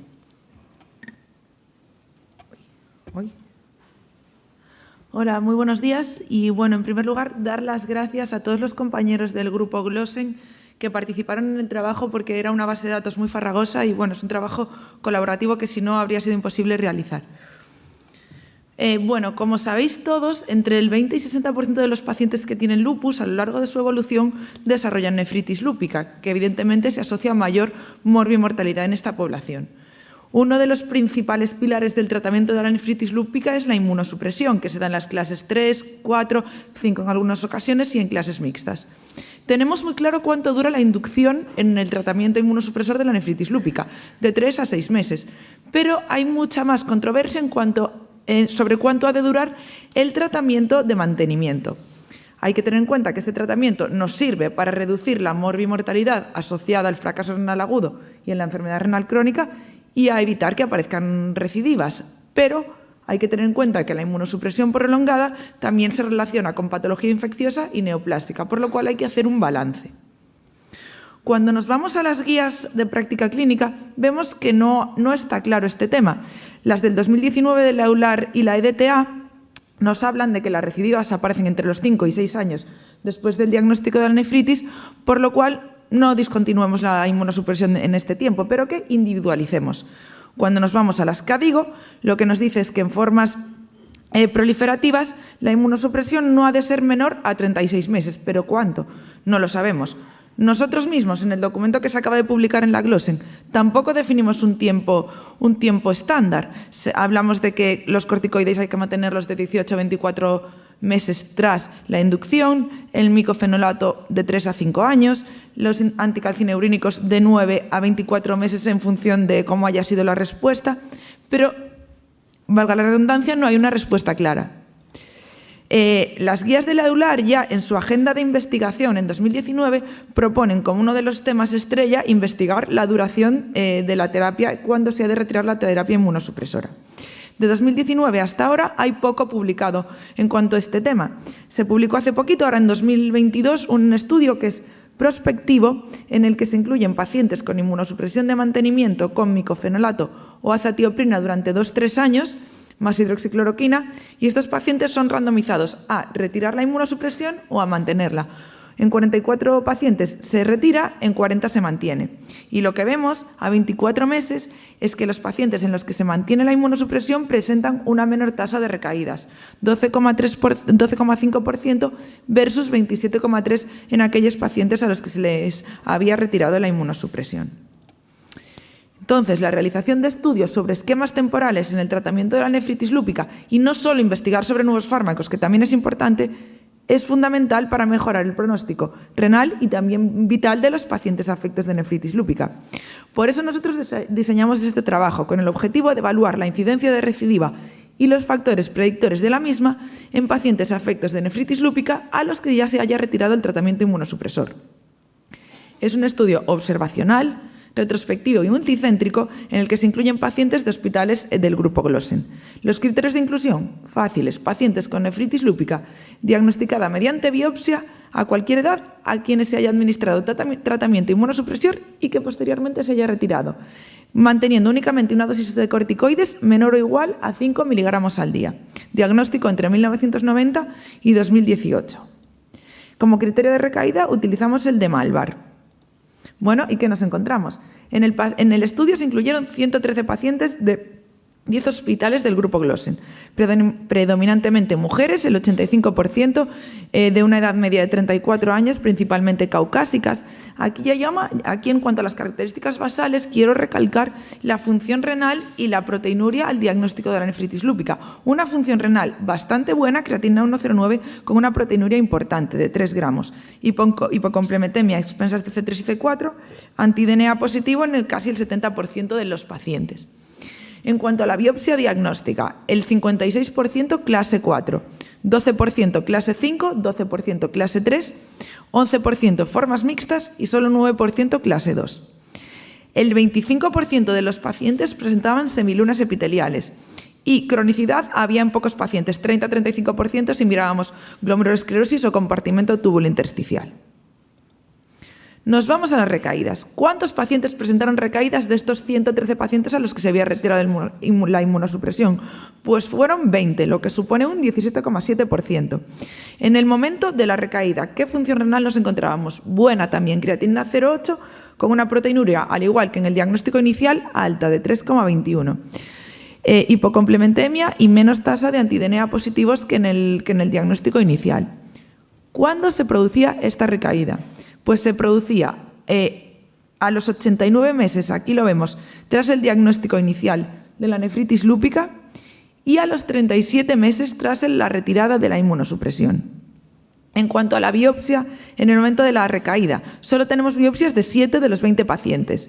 De estos 7, 4 son clase 4, 2 clase 5 y una forma mixta 4+5. En cuanto a las semilunas epiteliales, similar al diagnóstico de la primera biopsia, en torno a un 25%, pero sí que ya vemos que en más pacientes hay datos de cronicidad. 80-90% de IFTA y más de un 75% de glomerulosclerosis. Bueno, ¿y qué diferencia los pacientes que recaen de los que no recaen? Vemos que en cuanto a características basales son muy similares, misma edad, mayoría de mujeres en los dos casos, características serológicas similares, hipocomplementemia en ambos casos en el momento basal, pero sí que vemos que a pesar de que no hay diferencias en cuanto a la clase de la nefritis lúpica, sí que vemos que los pacientes que recaen presentan en la primera biopsia menos glomerulosclerosis que aquellos que no recaen. Parece que hay cierta tendencia a que son pacientes más activos. En cuanto al tratamiento, esto me parece una de las cosas más interesantes del estudio. Vemos que el 100% de los pacientes se administró corticoides y no vemos una gran diferencia entre recaidores y no recaidores en cuanto a los fármacos utilizados. Si bien hay una tendencia a que en los pacientes que recaen se use más micofenolato y lo que llama mucho la atención es que no hay diferencias entre recaedores y no recaedores en cuanto a la retirada de corticoides y en cuanto a la retirada de hidroxicloroquina, que son datos para empezar a pensar. Y lo que sí que es muy llamativo es el tiempo de inmunosupresión. El total de inmunosupresión, vemos tiempo total bajo tratamiento inmunosupresor que, aunque no alcanza la significación estadística, probablemente por cómo está hecho tenemos que repetir análisis, pero los pacientes que no recaen tienen un tiempo de inmunosupresión mucho mayor que los pacientes que recaen, 110 meses versus 73. Esto es principalmente a expensas de corticoides, es bestial la diferencia, 97 meses en los que no recaen versus 38 en los que recaen. También vemos esta diferencia con rituximab y con azatioprina. ¿Qué pasa con el micofenolato? Pues pasa lo mismo que pasaba antes en cuanto a tanto por ciento. Los pacientes que recaen parece que son tratados durante más tiempo con micofenolato. Esto no sabemos si es porque ya inicialmente son formas más graves, probablemente sí. También la ciclofosfamida, los pacientes que no recaen están tratados durante más tiempo con ciclofosfamida. ¿Qué diferencia a los pacientes que recaen de los que no recaen en el momento que se retira la inmunosupresión? Pues este dato es bestial, no hay diferencias en cuanto a la función renal, en cuanto al sedimento, en cuanto a anti-DNA, pero los pacientes que recaen en el momento de retirar la inmunosupresión tienen hipocomplementemia. Ojo, la hipocomplementemia ha de ponernos en alerta a la hora de retirar la inmunosupresión. Quizá no hay que retirarla si la tienen. Los pacientes que no recaen no tienen hipocomplementemia, ni C3 ni C4. Y en cuanto a la evolución, estos son datos muy buenos y creo que es para darnos la enhorabuena a todos, porque van muy bien los pacientes. Un tiempo de evolución desde el diagnóstico de la nefritis lúpica de 172 meses y vemos que tanto recaedores como no recaedores tienen muy buena función renal, creatinina 0,809. Y la diferencia que encontramos es que los pacientes que recaen tienen más albuminuria al final del seguimiento que los pacientes que no recaen. Algo tenían que tener. Y muy buena situación al final del último seguimiento. Solo hay un paciente de los 113 en diálisis o trasplantado y 2 pacientes que fallecen. Como conclusiones, la tasa de recaídas en pacientes con nefritis lúpica a los que se retira tratamiento inmunosupresor en nuestra serie es del 17,7% a un tiempo medio de 89 meses tras el diagnóstico renal y de 37 meses tras la retirada de la inmunosupresión. Los pacientes con recaídas tienen menos glomerulosclerosis en el momento del diagnóstico. No hay diferencias en cuanto a la retirada de corticoides ni a la retirada de hidroxicloroquina entre los pacientes recaedores y no recaedores. Existe una tendencia al mayor uso de micofenolato durante más tiempo en los pacientes que recaen. Existe una tendencia a mayor tiempo de tratamiento inmunosupresor en general, con corticoides a dosis mayores de 5, con ciclofosfamida, con azatioprina y rituximab en los pacientes que no presentan recaídas. La presencia de hipocomplementemia en el momento de la retirada de inmunosupresión se relaciona con la presencia de recaídas a posteriori y en esta serie hay una excelente evolución renal a 172 meses y los pacientes con recaídas sí es cierto que presentan más albuminuria a largo plazo que los pacientes que no recaen. Muchísimas gracias. Gracias, Clara. Preguntas. Tengo una pregunta por aquí, María José Soler, que ya me conocéis. Excelente trabajo, Clara y equipo, me ha encantado. Pero yo tengo una duda, ¿no? En la sesión anterior estamos comentando de hacer biopsias de protocolo y aquí los pacientes que han recaído, si no me confundo, me equivoco mal, de 20 hemos biopsiado a 7. Entonces, me cuesta, no entiendo nada. El resultado es precioso, el complemento bajo nos indica recaída. Evidentemente, esto lo tenemos que ir pensando, ¿no? Sí que hay marcadores y marcadores que llevamos usando toda la vida que nos están indicando que recaen, pero esto de la biopsia no lo entiendo. No sé si al ser multicéntrico tienes datos de por qué se biopsiaron o no se biopsiaron, se trataron sin biopsiar. Explícanoslo un poco. Sí, yo creo que la cosa de la biopsia en las recaídas, los datos exactos no está justificado porque si biopsia sí o biopsia no. Es verdad que la función renal era muy buena en el momento de la recaída de Malvar es una recaída con un criterio menos, o sea, necesitas menos daño, menos explosión para diagnosticar la recaída, quizá por ahí vaya el tema y también porque los pacientes son desde 1990. Entonces, hay pacientes antiguos que probablemente eso tenga que ver. Enhorabuena, Clara, por el trabajo. Simplemente... ¿Está hablando el doctor Quintana? Perdón. No, que es un trabajo... Esto ha hecho, claro, un fenomenal trabajo muy difícil, pero esto es una foto de cómo hemos manejado la nefritis lúpica. Date cuenta que es desde el 90. Entonces, bueno, lo de las rebiopsias ahora se está empezando a plantear, pero mucha gente no lo hacía, ¿no? Y hay muchos datos aquí, pero como muy bien decía Clara, es llamativo lo bien que han ido los enfermos, ¿verdad? Si van excelente, si no entran a diálisis... Aquí lo tengo, pero acabar. Si van tan excelentemente, porque yo tengo esa sensación, si no están entrando a diálisis, igual no es necesario que rebiopsiemos a un paciente con el riesgo que tiene, que no es una cosa intervencionista. Bueno, enhorabuena, Clara, por el trabajo. La verdad que es una excelente información. Has comentado los datos del estudio americano. Ellos, en el estudio americano publicado este año en Annals of Rheumatology, hablan de esta tendencia de que el que le suspendías la inmunosupresión tenía más riesgo de recaída, pero también hablan de la tendencia de que el que le mantenías el tratamiento tenía más riesgo de efectos sobreañadidos. Entonces, ¿tienes alguna información sobre efectos colaterales seguridad del tratamiento en los que se mantenía? En nuestro trabajo, quieres decir. Sí. Todavía no, pero eso es una cosa que analizando los datos, yo también me pregunté que tenemos que ver efectivamente eso. Me parece que es el siguiente paso, ¿no? Porque si los pacientes van, bueno, parece que muy mal de morirse no van, porque si hubiesen muerto de cáncer o de patología infecciosa, pues saldría en las causas de éxitos. Pero creo que es algo que nos tenemos que preguntar también, porque, por ejemplo, son pacientes que llevan muchísimo tratamiento con corticoides a muy largo plazo. Datos de obesidad, de diabetes y todo esto, yo creo que lo tenemos que mirar. Pero bueno, esta es la primera foto, a partir de aquí tenemos que ir sacando más datos. De hecho, la segunda conclusión del trabajo americano es que probablemente la biopsia de control sí que puede aportar información también en cuanto a la seguridad. Uno no solamente biopsia al paciente para intensificar el tratamiento, sino también para plantearse retirarlo con seguridad. Sí, claro, para si hay mucha lesión crónica, sí. Gracias. Sí, yo quería hacer una última pregunta. Oye, es que no veo dónde. Bueno, no miro, pero escucho. A tu derecha, completamente en el lateral. Vale, es que no tengo gafas.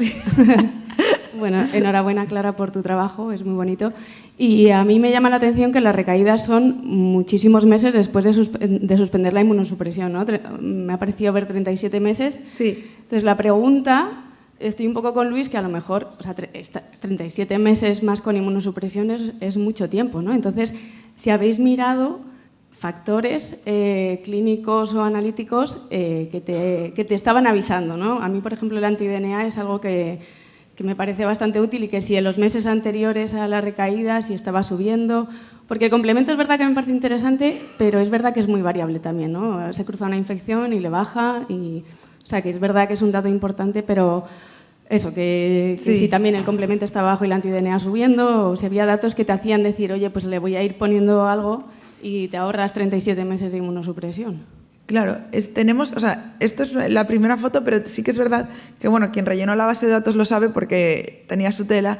Tenemos cortes temporales de todos los pacientes. Entonces, ahora tenemos que viendo lo que nos salía en el momento de la retirada de inmunosupresión, tenemos que ir viendo antes de retirarla qué pasaba. Esto es lo primero, ahora tenemos que ir buscando más datos, pero sí, es muy interesante porque el complemento es un momento puntual, pero ver la tendencia o también ver la tendencia ya de la proteinuria, tenemos que analizar más datos. Pues sí. Yo tenía una pregunta, Clara, enhorabuena por el programa, por lo que habéis hecho. En relación a lo que preguntaba la interveniente anterior, precisamente el tiempo desde que se quita la inmunosupresión hasta la recaída de 37 meses, que esos son 3 años, me hace pensar que es mucho. Es decir, yo no sé si realmente estamos planteando una biopsia antes de retirar la medicación, si realmente la biopsia hubiera detectado que ese paciente iba a hacer una recaída 3 años después. Es decir, que probablemente en esos pacientes que recayeron tan tarde, la medicación se retiró bien, oportunamente, porque si no la recaída hubiera ocurrido a los 12 meses, a los 18 como mucho. Si estamos pensando que la biopsia ocurrió tan tarde, probablemente una biopsia de protocolo o una biopsia hecha antes de la retirada no nos hubiera detectado ese paciente. No sé qué opinas. Sí, yo estoy de acuerdo. Nosotros, de hecho, analizando los datos nos llamó la atención lo separada que estaba la recaída de la retirada de la inmunosupresión. Sí, quizás si una biopsia 3 años antes te va a dar poca información de lo que va a pasar 3 años después. A lo mejor un poco lo que decía Luis Quintana, lo que se te puede dar es una foto de qué riñón tienes en el momento de retirarla en cuanto a cronicidad, pero actividad poca te va a decir a 3 años vista. Yo creo que es un tema muy complejo, pero sí que nos da un poco de información de dónde estamos y hacia dónde hay que encaminar. Y a mí lo que me gusta de este trabajo es que, jolín, que siempre hacemos cosas que parece que las cosas van mal y aquí los pacientes van muy, muy bien desde hace muchos años. Pues también es para decir, oye, pues no lo estamos haciendo tan mal, ¿no? Gracias, Clara. Vamos mal de tiempo. Venga. En la última comunicación seguiremos el debate respecto a las biopsias en la nefropatía lúpica.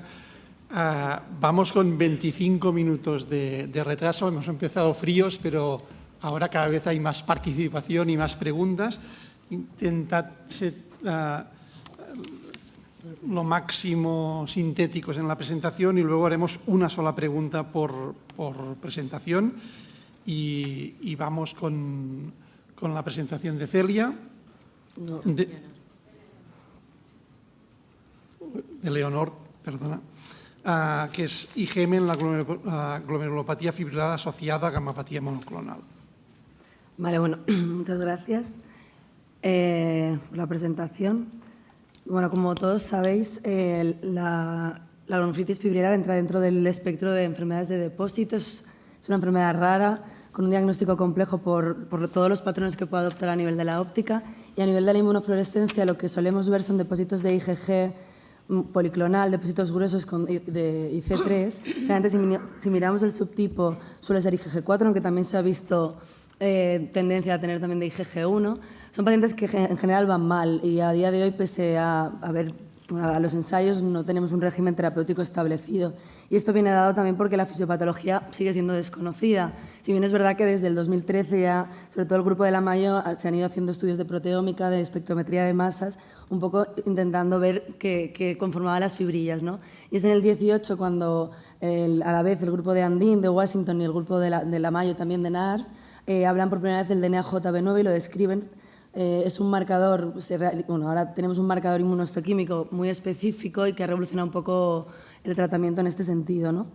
Y un poco tras este descubrimiento se ha seguido un poco investigando en qué es lo que causa la fibrilogénesis, que es un poco lo que necesitamos saber de cara a buscar tratamientos efectivos. Hay muchas hipótesis, a día de hoy no hay ninguna clara, esta es una de ellas, en la que, por ejemplo, parece que podría ser que se secretara una inmunoglobulina con alguna alteración conformacional, y a posteriori el DNA JB9, que es una proteína que básicamente se secreta en el retículo endoplásmico en situaciones de estrés y que básicamente está involucrado en el control de calidad de estas proteínas, pues se une a esta inmunoglobulina deficiente o que se secreta directamente formando un inmunocomplejo y se deposita. No está claro, sí que es verdad que la teoría de que hay una inmunoglobulina y el DNA JB9 tiene más importancia después de haberlos colocalizado en las biopsias. Y bueno, en cuanto a secundarismos, la mayoría de glomerulonefritis fibrilares son idiopáticas, pero hay un porcentaje importante de secundarismos, entre ellas la gamapatía monoclonal. Sí que es verdad que es muy controvertido, sobre todo en los últimos años esta asociación es más controvertida. Ahora sabemos que hay que hacer digestión con proteínas AK, hay muchos casos etiquetados inicialmente como secundarias que a posteriori se ha visto que no, y sabemos que la tendencia con el tiempo es que la gamapatía monoclonal significado incierto aumenta con la edad, ¿no? Entonces no sabemos si hay una casualidad o hay una causalidad. Lo que está claro es que revisando todas las series más importantes hasta la fecha sí que tenemos estos casos. Esto entra dentro del espectro de gamapatía monoclonal de significado renal y pese a que sea un porcentaje pequeño, que es lo que acá tenemos que acabar de elucidar, sí que son pacientes que tendrán un pronóstico peor y probablemente a nivel de trasplante van a recidivar más, ¿no?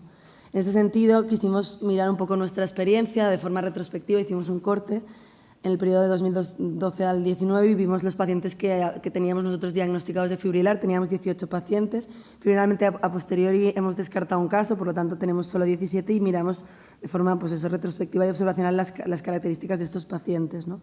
De forma basal eran pacientes un poco en línea con la literatura relativamente jóvenes, hipertensos en su mayoría, la mitad con microhematuria, todos tenían proteinuria casi siempre en rango nefrótico. Es verdad que el síndrome nefrótico clínico como tal solo apareció en el 30% de los pacientes. Y en cuanto a asociaciones, tuvimos varias entidades asociadas. Las enfermedades autoinmunes, que ya está muy descrito, suponían un grueso importante. Y lo que nos llamó la atención es que el 35%, 6 pacientes en concreto, asociaban gamapatía monoclonal. 3 de ellos tenían una gamapatía monoclonal de significado incierto y 3 ya progresaron posteriormente a amiloidosis y a mieloma múltiple. Nuestros pacientes en general, en la evolución, un 40% acabó requiriendo terapia renal sustitutiva. De hecho, yo creo que si actualmente moviéramos el corte habría alguno más.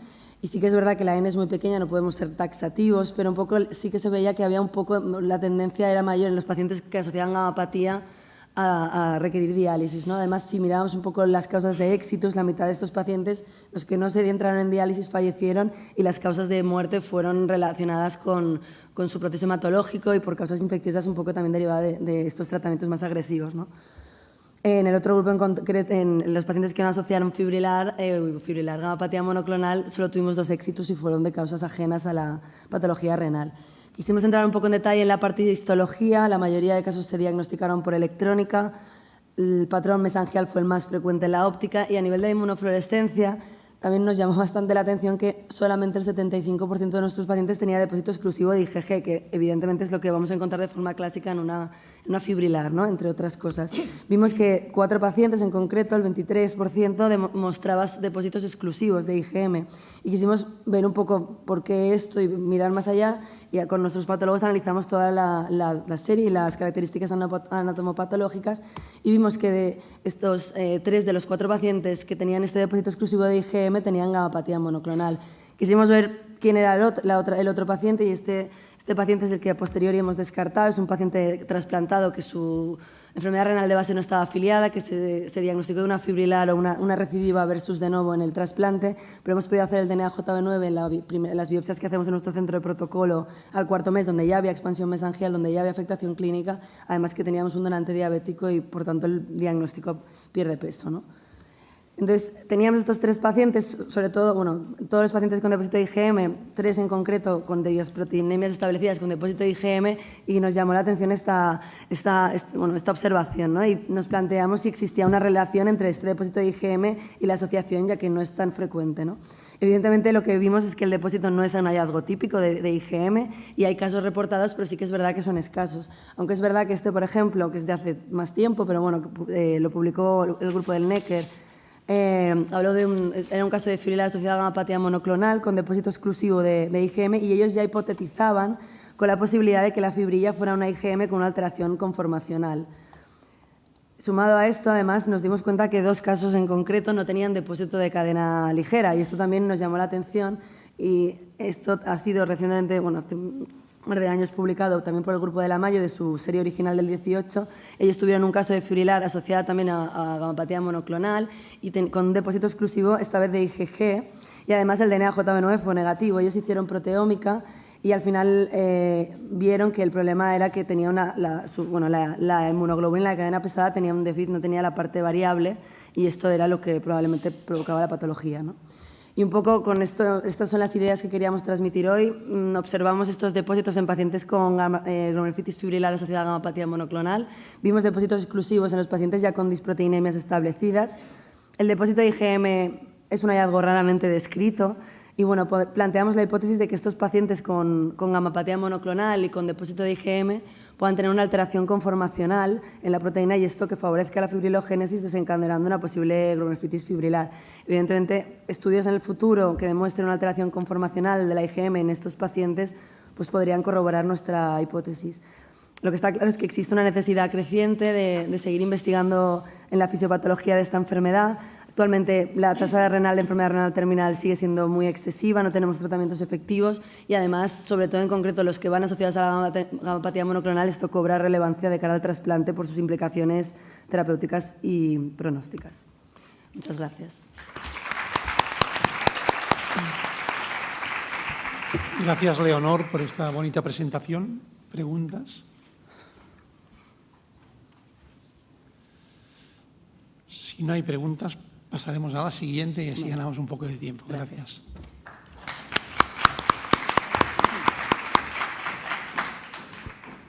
A continuación, la doctora Celia Novas nos va a presentar la presentación de presencia de infecciones asociadas al tratamiento inmunosupresor en la glomerulonefritis extracapilares.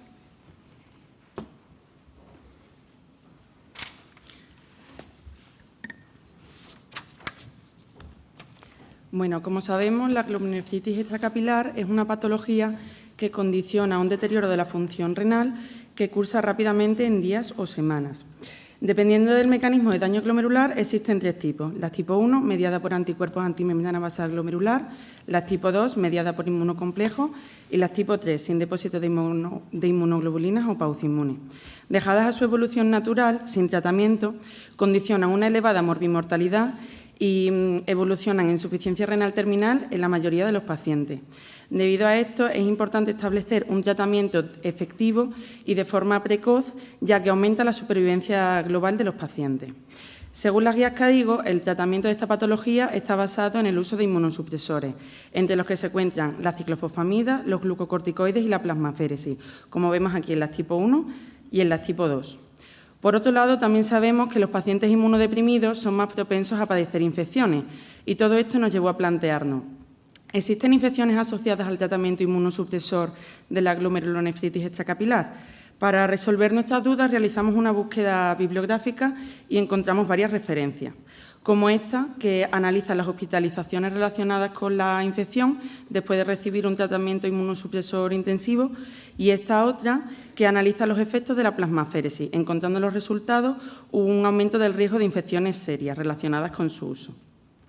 Con todos estos datos, quisimos hacer un trabajo para analizar el porcentaje de pacientes con diagnóstico de extracapilar que han recibido tratamiento inmunosupresor y han desarrollado infecciones, analizar la relación de las infecciones con potenciales factores de riesgo y analizar la supervivencia de los pacientes con diagnóstico de extracapilar e infecciones. Realizamos un estudio retrospectivo con una base de datos del Servicio de Nefrología del Hospital Reina Sofía de Córdoba, seleccionando pacientes con diagnóstico de extracapilar desde enero del 2000 a diciembre del 2021, y establecimos como fin del seguimiento la entrada en terapia renal sustitutiva crónica, éxitus o fin del estudio, que fue en abril del 2022. En cuanto a los datos recogidos, vemos que recogimos variables demográficas y analíticas, tratamiento inmunosupresor, aparición de infecciones, necesidad de terapia renal sustitutiva y la supervivencia durante el seguimiento. En cuanto a las variables demográficas, la edad media de la muestra fue de 60 años, con un 60% de varones, y destaca la presencia de comorbilidades importantes como la diabetes mellitus en un 11% y la hipertensión arterial en un 75%. Respecto al tratamiento inmunosupresor recibido, el 92% estaba en tratamiento con esteroides, un 72,5% con ciclofosfamida, siendo la dosis media 80 miligramos al día, y un 43,5% se sometió a plasmaféresis, siendo la mediana de sesiones de 10. Durante el seguimiento desarrollaron un proceso infeccioso 45 de los 138 casos de nuestra muestra, pero excluimos 8 de ellos en los que la infección estaba ya presente en el momento del diagnóstico, ya que no podíamos considerarla como secundaria al tratamiento inmunosupresor, por lo que finalmente fueron 37 los casos de infección. Y, por otro lado, quisimos analizar por separado aquellos pacientes en los que había replicación por citomegalovirus, ocurriendo en 17 de todos los pacientes de la muestra. La distribución de las causas de infección la vemos ahí, destacando en primer lugar la causa respiratoria, con 12 casos, y en segundo la bacteriemia, con 7, estando 4 de ellos asociados a ser portador de un catéter venoso central. Cuando comparamos las variables analíticas, tanto en el momento del diagnóstico de la extracapilar como en el momento de la infección, encontramos diferencias significativas en el ratio proteínas-creatinina. Y cuando comparamos las variables demográficas, tanto en el grupo infección como en el grupo no infección, encontramos diferencias significativas en ser diabético. De un total de 15 diabéticos, 10 de ellos pertenecían al grupo infección. En cuanto al tratamiento inmunosupresor recibido en el grupo que padecía infección, también vimos diferencias significativas. El 100% estaba en tratamiento con esteroides, un 75,6% con ciclofosfamida y el 59,4% recibió plasmaféresis. Además, cabe destacar que en aquellos pacientes que se habían sometido a la plasmaféresis, la infección aparecía de forma más precoz. Y si tenemos en cuenta los casos de replicación por citomegalovirus que comentábamos anteriormente, el 100% había estado en tratamiento con esteroides, un 70,6% con ciclofosfamida y el 76,5% recibieron plasmaféresis. De nuestra muestra total, 56 pacientes precisaron terapia renal sustitutiva durante el seguimiento. Y si seleccionamos solo los pacientes que padecieron infección, también encontramos diferencias significativas, precisándolas 26 de ellos. Por otro lado, quisimos estudiar la mortalidad de nuestra muestra, falleciendo un total de 38 casos, siendo el 50% de causa cardiovascular, un 34,2% de causa infecciosa, siendo uno de ellos enfermedad por citomegalovirus y el 15,8% de causa neoplásica. Y, por último, analizamos la supervivencia mediante Kaplan-Meier, observando claramente cómo la supervivencia en el grupo infección era inferior. Después de realizar el trabajo, establecimos como conclusiones que el tratamiento inmunosupresor de la extracapilar condiciona un alto riesgo de padecer infecciones, que las infecciones aparecen de forma más precoz en aquellos casos que recibieron plasmaféresis y que existe relación entre la infección y la necesidad de terapia renal sustitutiva, y la presencia de infección es responsable de una peor supervivencia. Así que, como mensajes para llevar a casa, queríamos ver la importancia de realizar un análisis de susceptibilidad de infección en función del tipo de paciente, pudiendo establecer factores de riesgo de infección que nos llevasen a plantear un score de riesgo, que hay que intensificar las pautas de profilaxia antimicrobiana y plantear actualización de protocolo para mejorar los resultados actuales, y también individualizar la inmunosupresión en la extracapilar, a pesar de las recomendaciones de tratamiento intensivo que existen actualmente, con tratamiento médico y con guía y con técnicas de aféresis. Muchas gracias. Gracias, Celia. ¿Preguntas?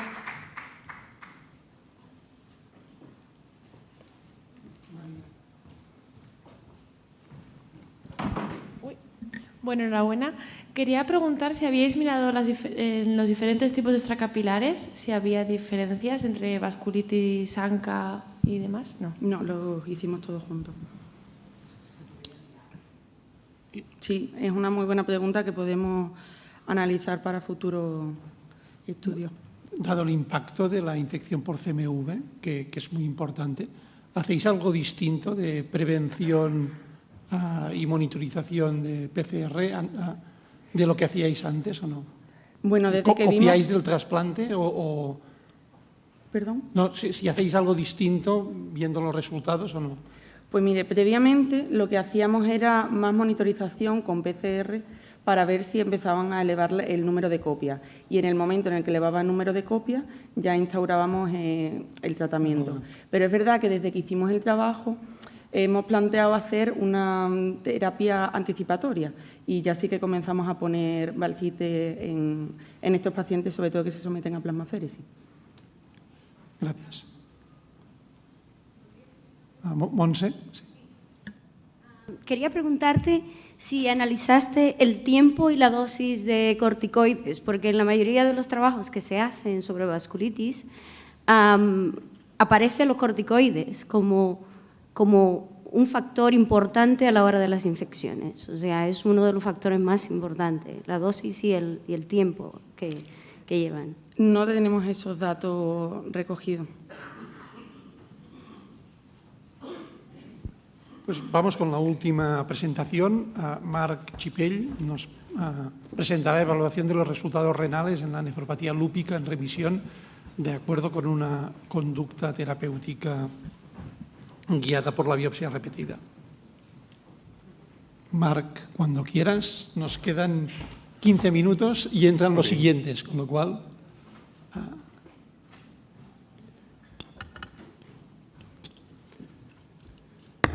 Muchas gracias. A medida que iba viendo el debate sobre la nefropatía lúpica y la controversia que puede tener biopsiar o no, iba pensando, madre mía, me ha tocado presentar esto el último y espero salir bien parado de aquí. Yo soy Marc Chipell, trabajo en el Hospital Clínic de Barcelona y queríamos presentaros nuestra experiencia con estos pacientes, ¿no? Una cohorte de pacientes que han alcanzado la remisión renal, sea parcial o sea completa, y los cuales se han sometido a una biopsia de control. Y con esa biopsia, entre otros datos, se ha decidido tomar una actitud terapéutica u otra. Pero si me permitís, antes, para contextualizar, y de hecho, creo que es muy bueno que haya habido ponencias acerca de ver formas distintas de evaluar el daño renal en estos pacientes.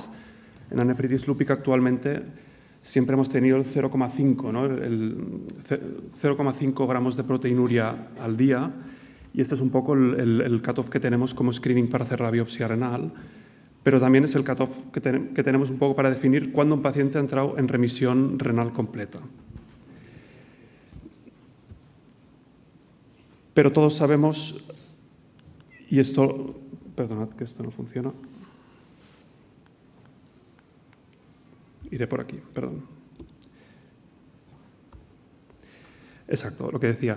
0,5 es lo que nos permite hacer un poco de screening con estos pacientes y a la vez definir cuándo están en remisión renal. Pero todos sabemos que hay estudios, que hay series en los cuales pacientes con remisión renal completa se han biopsiado y hasta un 30% de los pacientes presentan lesiones activas. Y no solamente esto, pero esto sí que es cierto que son poblaciones distintas, son poblaciones de pacientes con diabetes normalmente, pacientes con hipertensión, o sea, no son cohortes de pacientes con nefritis lúpica. Pero cuando estratificamos riesgo cardiovascular por el filtrado glomerular y por la proteinuria, normalmente estratificamos por valores de proteinuria mucho más bajos que los que nos permitimos en la nefritis lúpica. O sea, hablamos con proteinurias, como aquí veis, por debajo de, en este caso albuminuria, perdón, por debajo de 10 miligramos, 10-30, 30-300 y más de 300. Y en cambio en la nefritis lúpica nos permitimos decir que con una proteinuria por debajo de 0,5 estamos en remisión renal completa. Cuando una proteinuria de 0,5 en un paciente con una función renal normal realmente tiene un riesgo cardiovascular y un riesgo de mortalidad a largo plazo muy elevado. Y no hemos de olvidar que no son pacientes de 60 años, son pacientes de 20 años que van a acarrear esta proteinuria durante muchos años. Por tanto, valoremos formas distintas del daño renal en estos pacientes y nosotros nos planteamos si realmente con una biopsia renal repetida pudiera ayudar a este respecto. Diseñamos este estudio retrospectivo unicéntrico de los pacientes que tenemos con nefritis lúpica en nuestro centro. Tomamos los datos desde enero del año 1998 hasta marzo del 2019 y todos los pacientes que incluimos tenían una biopsia al debut de la nefropatía lúpica y una segunda biopsia renal una vez habían alcanzado la remisión renal a criterio de los médicos. Obviamente el régimen de tratamiento era de acuerdo a las guías EULAR, generalmente la pauta Eurolupus o micofenolato, y hemos definido lo que es la respuesta renal y el renal flare con sus limitaciones que decíamos de la proteinuria 0,5, de acuerdo a las guías EULAR y ERA, y la definición de chronic kidney disease y end-stage renal disease, de acuerdo a las KDIGO guidelines.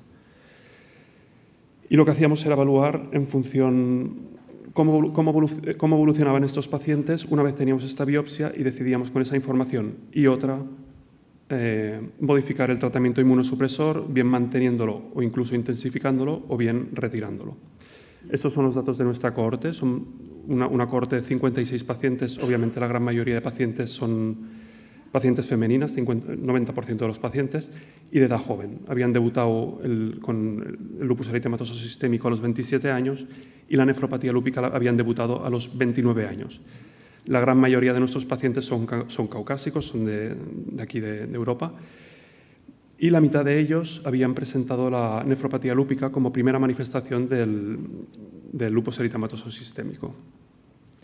La gran mayoría de pacientes, y esto es importante también, 75% eran pacientes con una nefropatía lúpica naïf.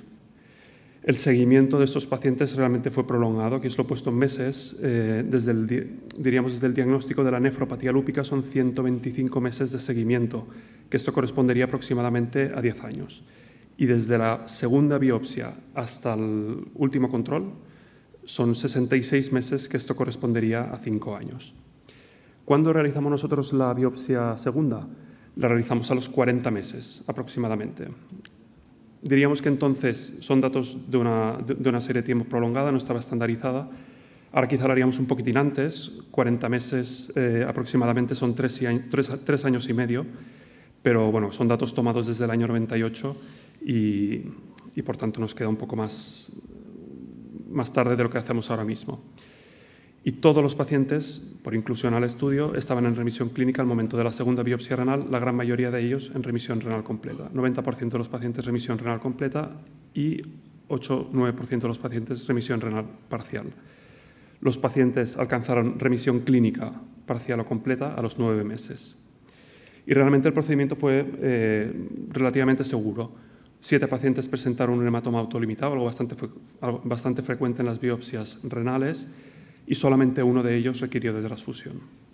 Entonces aquí os ponemos un poco los datos al baseline y a la biopsia repetida. A ver si me va el puntero. Sí, exacto.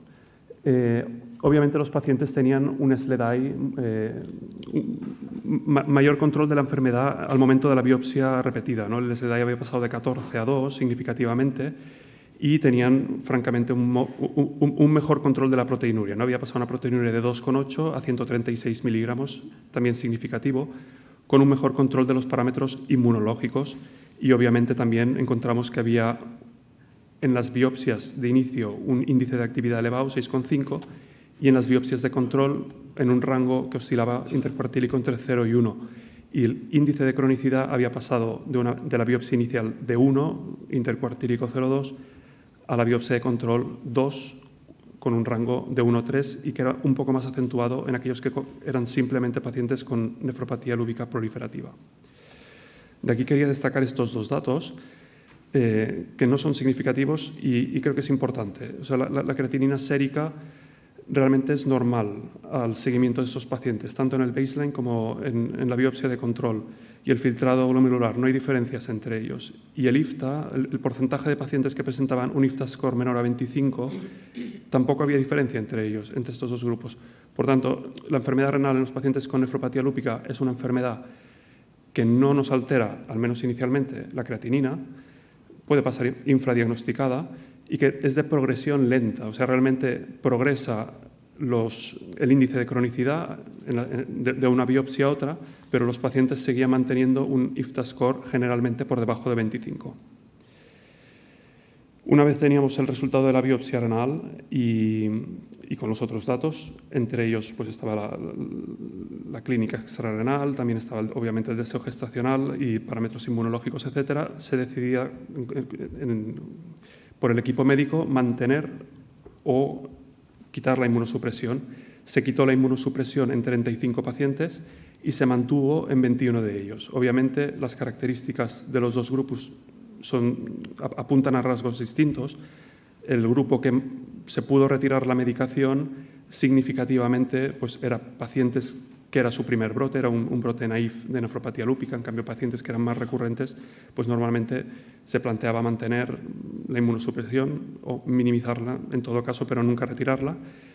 Eran pacientes generalmente con un menor índice de actividad y con un menor nivel de anticuerpos anti-DNA en las analíticas.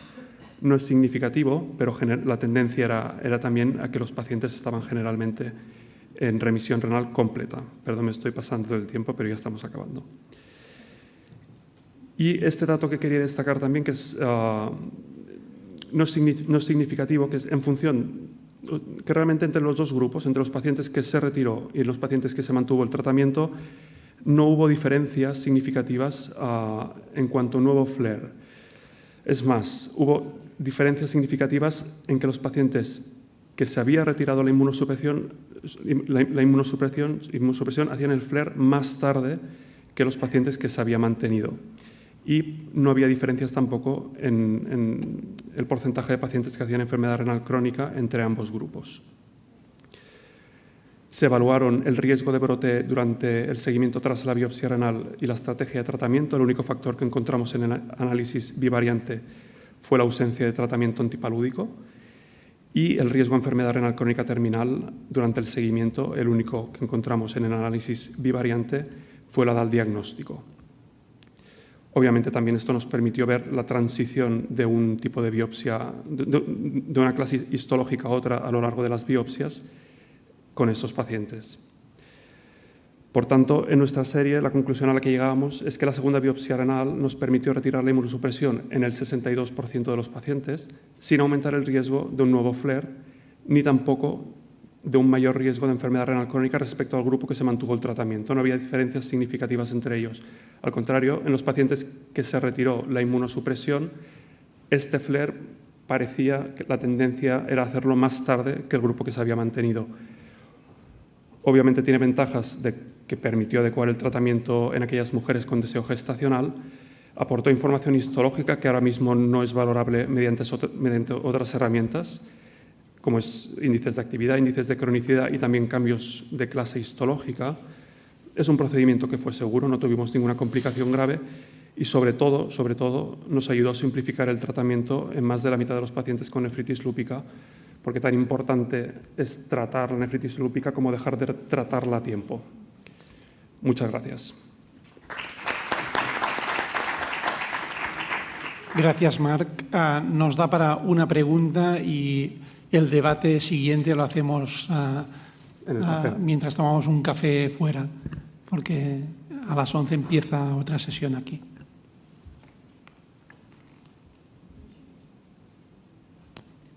¿No hay preguntas? Pues les dejamos que vayan pasando los siguientes. Gracias, Marc.